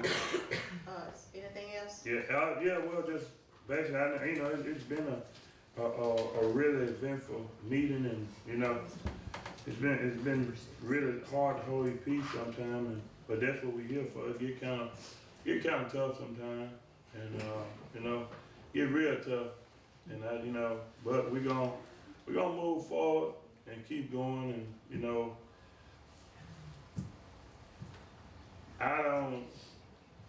sometimes I don't want, folks, we sit in those positions and, we gonna get the blame. I said this before, we get the blame for everything. I mean, we get the blame if it's the lawyer's fault, if it's the, whoever's fault, but, we can't look at what we were short at and with the miscommunication and, hey, we just gonna have to do better with our communication. And so, that's that, but we still got some work to do. We still got to hold these seats here, and I just want us to, try to maintain what we can to make the best decision for the folks. And just because everybody quiet, that don't mean just because everybody quiet that they're not aware of what's going on and how things should go on, but, I'll say that, and I just say, well, man, we just, key thing I say it all the time, let's just try to communicate, move the county forward, and I would like to say, my sympathy goes out to all of the people who lost bereavement, but again, on my family, I know y'all say everybody came to him, that was my cousin, actually that was my mama's great nephew that got burned up in the fire, Richard Johnson. Oh, what? Yeah, and so, that was a part of my family also. My grandmother's great nephew, that was my mom's second cousin. They got burned up in the fire on Red Loop, so I asked for, send prayer for our families, and that concludes my report. Okay, Supervisor Ooh, where do I start? First thing I'd like to say is, if anyone thinks sitting in these chairs up here is easy, they're very, very, very, very confused. There are many nights that I lay awake and can't go to sleep. Last night was one of them, up to 1 o'clock, just looking, staring at the ceiling, worried about this meeting today. I'm a taxpayer, and I understand what's the burden on these people right now. But like Supervisor Gaines said, it's real easy to point fingers at this board. And we do get fingers pointed at us every day for stuff that we have nothing to do with. And it's just part of it, comes with the territory. I vow that I will do whatever I can this year to make sure that this is corrected. I've got a lot of confidence in our county administrator over there, who I think is gonna have us on the straight and narrow. Come budget time, we're gonna know where we are, and we will make this right.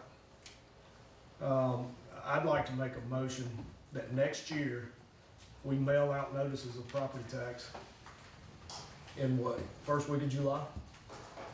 Yes, that just for the first, right? I think we need to make a motion right now that we mail out a tax card, a notice. Who owns that? So, where's it gonna come from? Where the money gonna come from? Terrence or?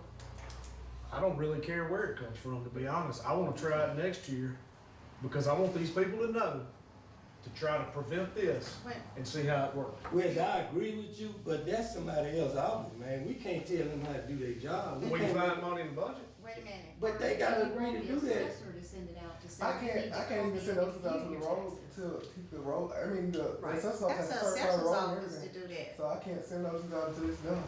And that's typically not done, I think, until November. Well, what are we asking the taxpayers to do, saying, okay, you can see what your taxes are in August? What is That's the assessor's office. That's the assessor's. Okay, what are they looking at? Because they didn't even have the amount of the taxes on it. There's a proposed tax roll that's due July 1st. And then the tax assessor says, I submitted the tax roll. This board then says, here's the tax roll. By law, we have to advertise in the newspaper for everyone to come review and file your objections before the first meeting in August. Do they know what their taxes on, based off of that roll? Because the lady said she went and looked and her taxes came out $1,800 higher. So there's no way that you would be able to determine what your tax liability will be. You'll just know that your property is assessed at this Until the value. millage is set. So the only thing you're gonna know is the assessed value of your property. That's right.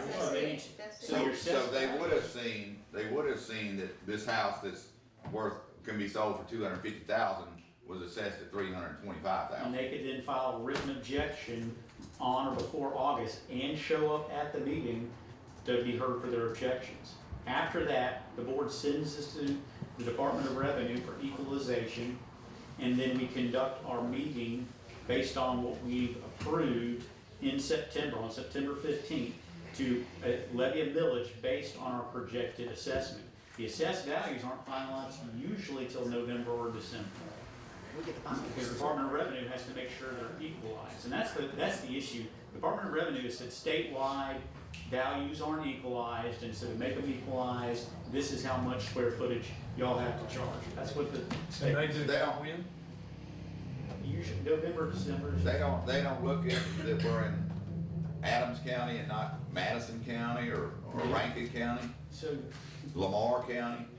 the state constitution makes them say that taxation has to be fairly equalized across the state. That's what their equalization. Even though a square foot here is worth $80 a square foot, but up there it's $200 a square And foot. even though your tax code states that you're supposed to take three different values: cost value, market value, and use value. You're supposed to magically reconcile that. That market value is the key point for our county. That's right. And so they basically said you're gonna do a different type of value for square footage as opposed to what the statute. So we need to fix the market value. Because a lot of those people in here are realtors. They know the value of Market houses. value is just one way out of three that you're supposed to do. You're supposed to use all three and reconcile them out, and here's your number. So Scott, so when they go look in June, they're not even looking at the right thing. They're not June, in July. July, excuse me. Yeah, That's they what should. JT Robinson complain about all the time. Everyone should go look in July, and if your taxes are way I off, don't even know where to your go. assessed value, you can file. Well, my thing is, how you gonna know until the millage can't even be set? Well, the only, Yeah, but you could see assessment. your only savior would be your But then assessed they're saying value. the assessment change in November if the Because- state changes the, Yeah, so you just don't know. But the best you can do. it's screwed up. The best you can do is come, look at it, the tax roll in July, and if it's way off, you file an objection and we can take a look at it. A lot of these, some of them had genuine questions that we all said, that doesn't Well, I sound mean, right, that we'd one like lady to know looked, that. and they told her what it should be, and then it came in, so it's really no dang point. So when do we approve? We approve it usually by the end of August, before our September meeting And starts. guess what we do? We correct them, we hear objections. We automatic approve them. We don't even have nothing to look at to know what we approve. When they bring a motion to approve all this, I don't see no paperwork, I don't see nothing. I can't go over nothing. If somebody in the street don't tell me, well, my taxes seem like high, then I can ask Ms. Brandon, I say, could you look up this right here? A page, could you look up this right here? Other than that, we just approve. It's 17,000 properties. Terrence, when do those go on the I mean, internet? we would be here. So the bills typically generate right after the assessment is done on one of these. Once he finished the roll, I would generate this. So this year I generated the bills like the day after Thanksgiving, so typically around November 26th. And that's the first time the resident can go online, That's when they or go. property owner can go. Well, I rescind my motion because there's no point. Can I ask a question? So the only thing we do is advertise it in the paper, that if they can call them, That is what we're required to do. that's what we're required to do. Well, we could do a call. We could do that, and also get the media involved and make sure that they put in the paper, that they need to. They do put it in the paper because they get paid to do it. No, I it's wrote not. a story on June the 22nd where I That's right. talked with Kim Enfinger. That's right. That she explained this Department of Revenue issue and that our cost per square foot for these properties were going up at least 25%. I wrote another story July the 1st. I wrote 2 others prior to August. And then I wrote an editorial that challenged the city of Natchez and Adams County to reduce their millage just like the school board did. So That's and let me you tell could you do. that stuff about people don't read the newspaper, not everybody reads the newspaper, shame on them. Yeah. We're the place where you get communicated. Yeah, but to your point, Supervisor Middleton, we could get NIFA to do a mass call. Overhead. Yeah. Okay. Yes, next, just to echo what everybody else has said, I want to thank all the first responders from the storm, and that includes, y'all know, if I list everybody, I won't miss it, but road department, their first responders, they fall in there with the SO and EMT and, police station, and the police department, everybody, Brad and his team.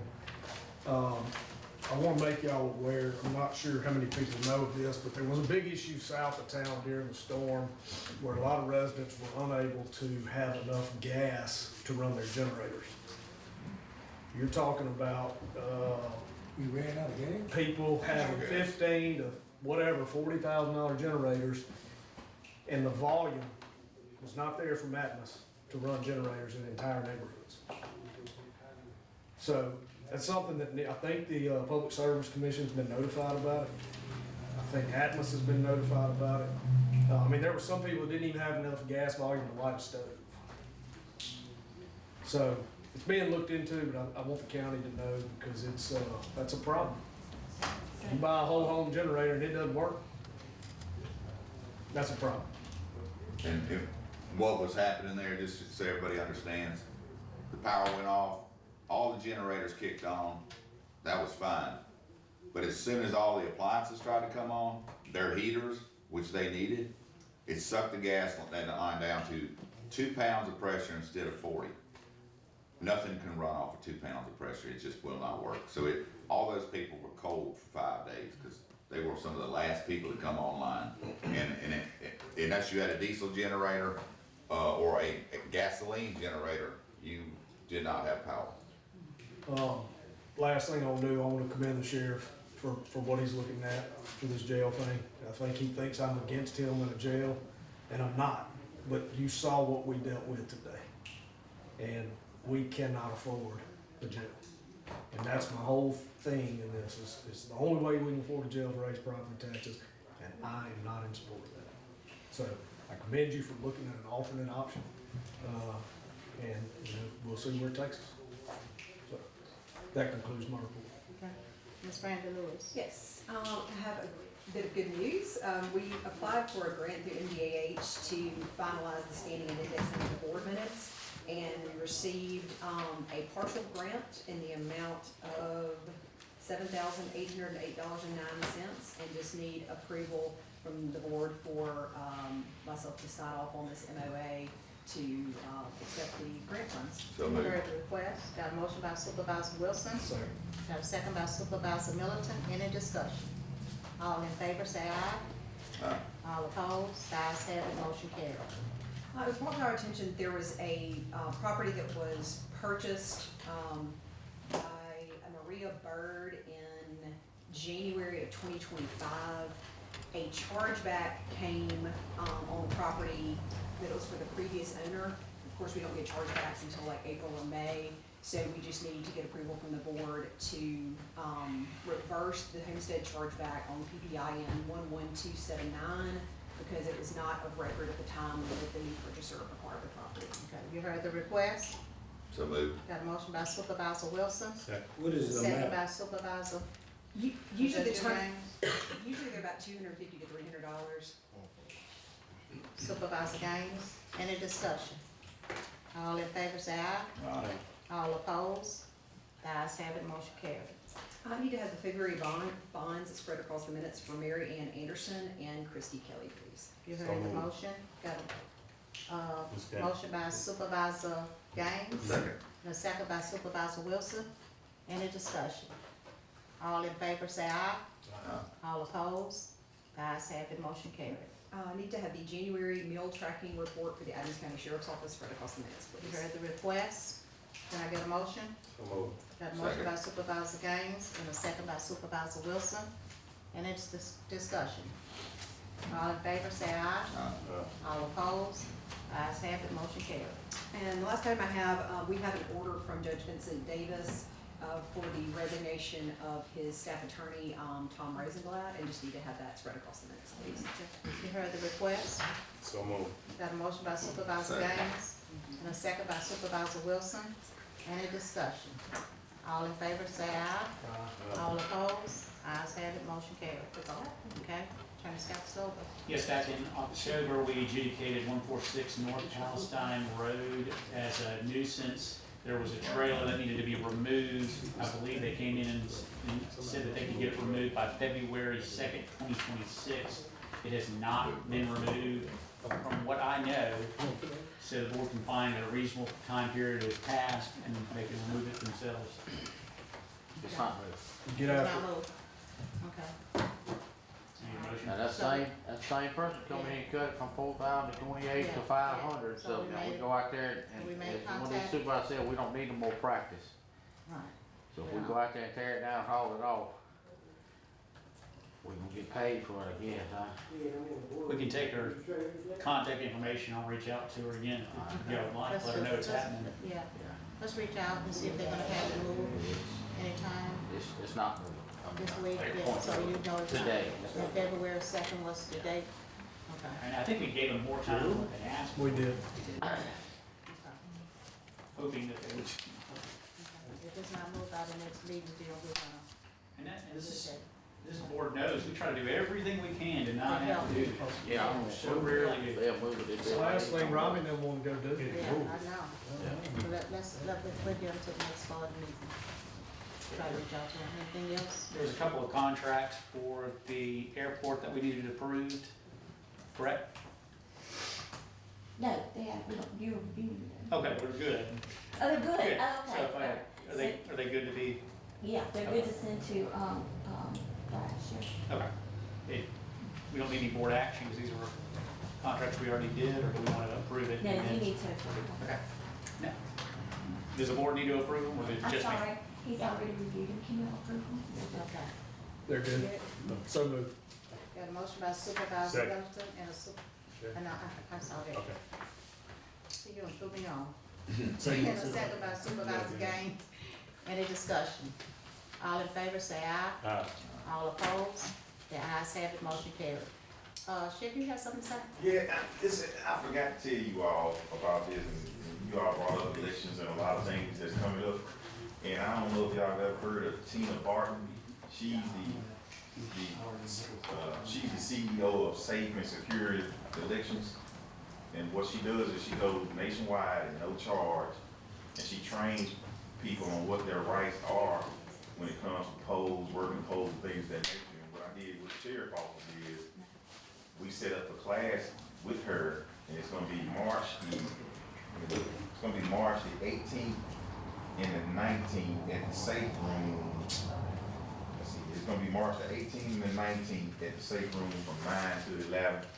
And we're getting trained as a staff at the sheriff office, but I just wanted to send an invite to you all, if any of you all wanna come and see what the national standard is, and for our state, they're coming in March 18th and 19th. And it's just gonna be a 2-hour class from 9 to 11 both days. What they gonna be doing? Training on election rules, what we can and can't afford. Is the commissioners gonna be there? Did you notify them? No, I didn't. No, look, I've been working for sure. No, I didn't. I will extend it to them if they want to sit in too, but I'm gonna send all of you all who this lady is and the link. So if any of you all wanna sit in, cause I'm taking class myself. I know what I know here, but you never know what you might learn from somebody else, so when you stop learning, you don't need to be in this position. But anyway, 9 to 11, March 18 and 19, It's only 2 hours. If any of you all want to sit in, y'all welcome to. I just would need to know so we can get the roster together, so that she can have the proper, documentation and all the training items that she would need to put on the course. So just want to share that with you all. You have anything else? There's our disclosure, every annually, we gotta do our government consultant disclosure about our financial situation and bonds and all that. So, You heard the motion? You heard the request, I'm sorry. Can I get a motion? Got a Second. motion by Supervisor Gaines and a second by Supervisor Wilson. Any discussion? All in favor, say aye. Does it say how much we owe? That's, only one bond is needed that disclosure at this point. I'll have it the next meeting. No, it's If not. they keep it in master list, debt service. Gaines. Wilson. Okay, sorry, I was passing the paper. Thank you. All in favor, say aye. All opposed? The ayes have it, motion carried. Scott? That was my report. Dismiss. It's not? I'm sorry. The Chancery Clerks Association is coming to the Natchez where First ever conference is gonna be here, I'm hosting. we're hosting our conference there. The conference is bringing in, obviously favorable possibilities of the county and good notice of the county and all of our resources. Instead of them having to have an event insurance, Johnny Burns, so they can use our insurance. It won't cost us anything, but this board still has to approve it. And the statute you approve under is that it's an event that is positive for this county with people coming in and whatnot. We need a motion. Yes. So let me ask you this question then. If something happens, we're responsible under our insurance? They'd be able to file a claim under our insurance. The Chancery Clerk don't have an insurance policy for stuff like that? We don't. I just reached out to Johnny asking him if that was something that they had available for us to utilize or to purchase, and he said, well, actually, it would be at no charge if the county, if you went into the county's policy with a rider, and that's why I talked to Scott, and he said, well, let's just discuss it with the board and see what y'all thought. That's if somebody slips on the sidewalk. That's right, then we're responsible for it. We got a rider for it. Is that right? That's what Johnny said. So moved. You got a motion by Supervisor Wilson, second by Supervisor Middleton. Any discussion? All in favor, say aye. All opposed? The ayes have it, motion carried. That's it. That's it, okay. So I have a budget amendment for the Kingston playground equipment. The quote was $74,998, and so I'm making a budget amendment for $75,000, and we have the funds for that. You heard the request. So moved. Got a motion by Supervisor Wilson, Second. second by Supervisor Gaines. Any discussion? Is that, setup, delivery? Yes, that's Turnkey. delivery, that's installation, that's everything. And I'm working with Lynette, there's a possible grant that can help fund it too. Okay. But we can go ahead and at least get it ordered. Okay. All in favor, say aye. All opposed? The ayes have it, motion carried. Okay, and then I received a letter, from Doug Wimberly at Mill Schaefer for us to request, EWP assistance, and it's regarding the October 25th, 2025 storm. Roads, streams, utilities, and structures in the area were adversely impacted as a result of this event. And This is over my Bellwood. yeah, and I'm just Took asking, pictures, I showed. permission to allow the president to sign the letter and I'll send it to What is that, the National Resource Conservative Service. It's the EWP doing creek stabilization at Bellwood, down picture I the end showed where you. the St. Catherine Creek runs out into the river, right there. So You moved. heard the request. Got a motion by Supervisor Middleton and a second by Supervisor Wilson. Any discussion? All in favor, say aye. All opposed? The ayes have it, motion carried. So the next meeting, I will have, a list of all of the costs that we incurred during the declaration of emergency. I know the road department had some sauce that had to be purchased and they had some equipment damage, but I'll have a list of it and the documentation to back it up, and also the overtime, and that was involved with it as well. And, I'll get with Mr. Bradford for us to submit what needs to be submitted to the MEMA and FEMA. Miss, I'm gonna ask something. Okay, go ahead. Did y'all use that salt spreader or sand spreader? Is that enough? Is one enough? No.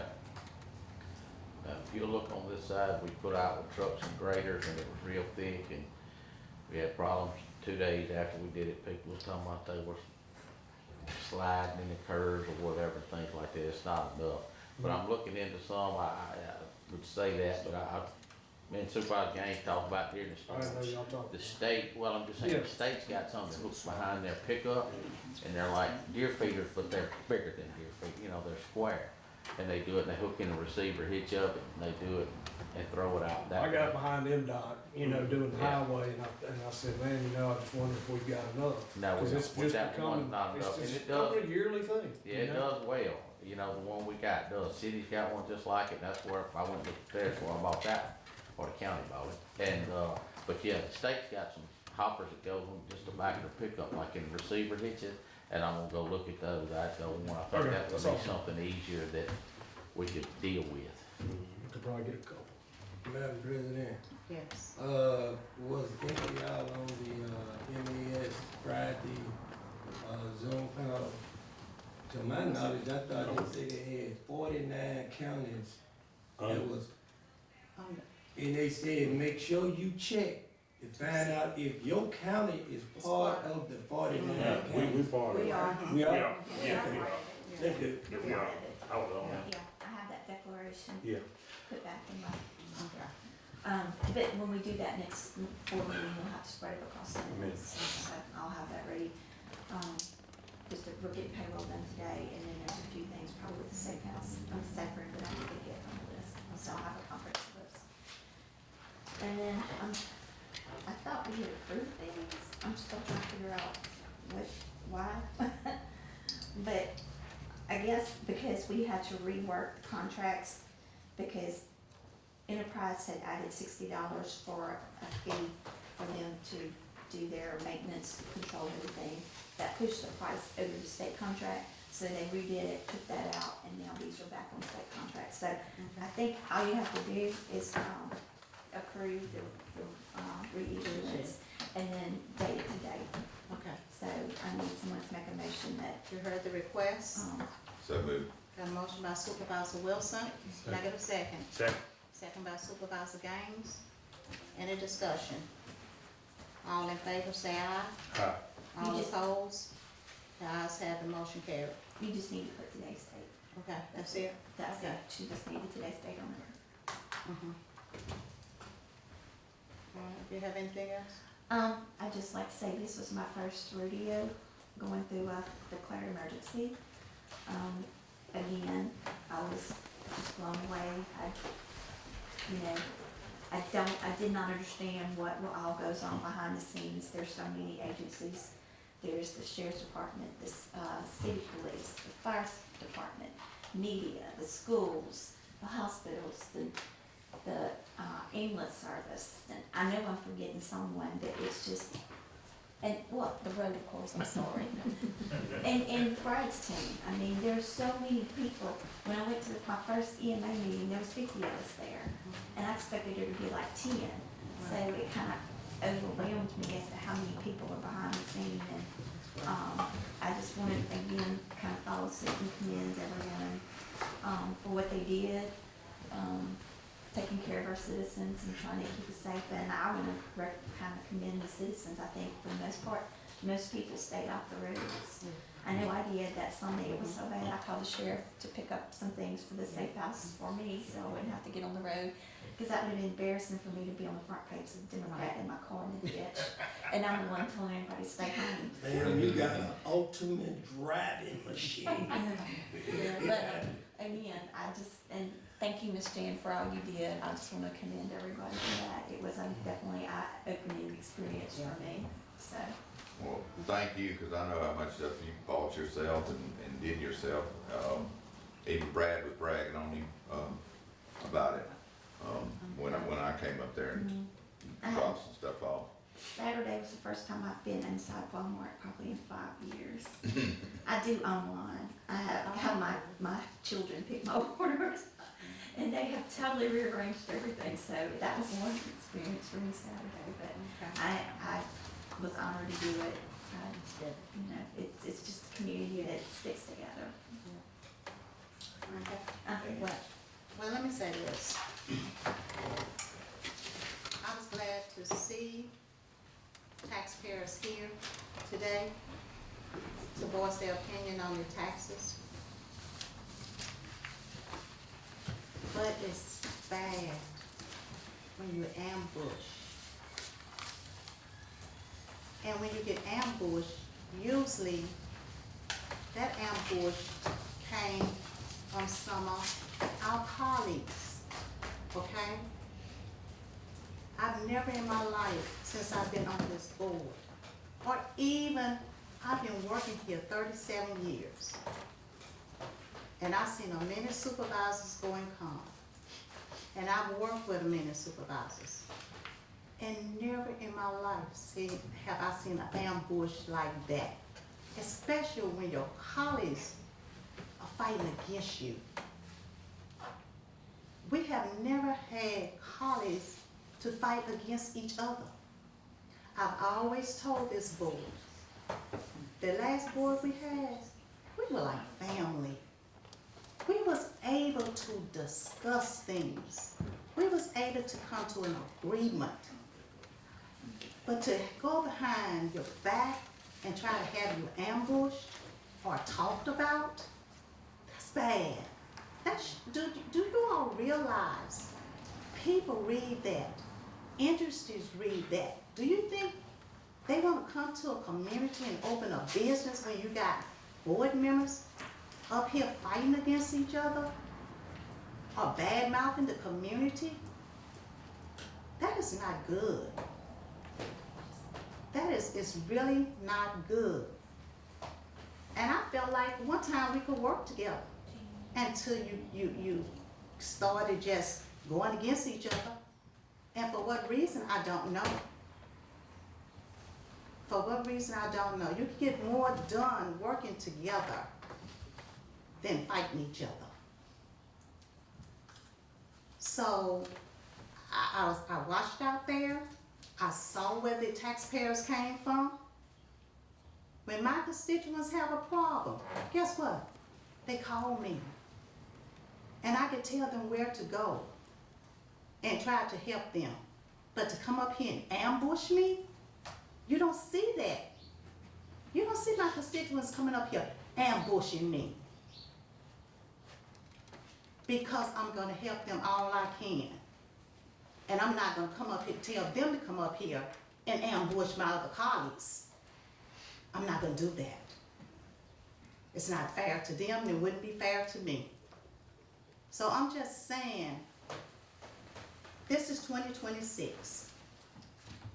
We got enough going on out there in this world to be dealing with something like this. If you got a problem with the taxes, call. You got to come up here and ambush anybody. It's unnecessary. And that's all I have to say about that. And I wish this board would work together and stop trying to backstab people. That is horrible. Most of those people from the city, Madam Supervisor, Still in a district. let me tell you, I don't think any of them are even in my district, but they. this is a learning experience, we done experienced, and I hope we move forward and adjust ourselves accordingly, and maybe we can learn from what happened today, where make sure that it won't happen again. Thank you. Thank you. Okay, the next thing I have is, I got a letter here for a reappointment to the school board from Philip West. He would like to be reappointed. So move. Got a motion by Supervisor Gray Second. and a second by Supervisor Gaines. Any discussion? All in favor say aye. Aye. All opposed? I'm The a nay. ayes have it. We got a nay by Supervisor Wilson. Ayes have it. that's But hard he for doesn't, you to but he say. doesn't, I've seen him, he's going down so fast, and, you know, last time I talked to him, I had a good conversation with him now. But still. I didn't think he told me he didn't know how much longer he He's could be there, around. I'll give you.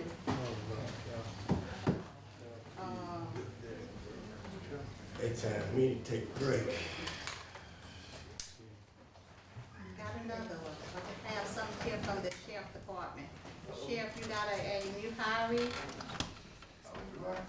Jeremiah Turner, or is this old? That must be old. This old? Yeah, he Okay, it's started. still in the folder. Yeah, he must be still there. Okay. But I think he tried to do it again now, but he. No, because he should be on the last meeting. I'll check. Check it, Yeah, just check it, yeah. It's there. Because he's already started, huh? Yes. Okay. I'm pretty sure we did it the last meeting though. In January, It's January, we did, Turner. I think Yes. we did, because that was one that had to be Yeah, we did. ratified from where you had to hire before, yeah. Yeah. Okay. We did. Yeah, okay. It was just in the folder. Okay. Give you the floor. Yeah, but they say, got you breathing. Okay, next thing I have is, I'd like to thank all the, I'm gonna say first responder, because like you say, if I call out names, I'm gonna miss somebody, and all the first responders know who they are. You did a great job. I called, I checked, I called the Robert to see if they need anything, any food, water, whatever they needed. You know, I was checking on that, went by the safe room, checked on the people that was in the safe room, took something over for them also. So, everything, like you say, just community working together, that's a good thing. And it's sad we have to only come together when it's something like this, instead of coming together to make, this place a better place, you know, in everything.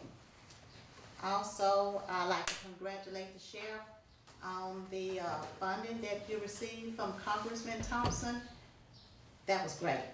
I wish I had got some more. So that was good. Congratulations on that. Maybe you can also help get some funding for the jail too, you know, because he always talk about you in that jail. I know. So, hopefully you can get something there too. And I think that's all I have. So I'm gonna ask for a motion for recess. So moved. Got a motion by Supervisor Gaines Second. and a second by Supervisor Wilson. Any discussion? All in favor say aye. Aye. All opposed? The ayes have it, motion carried.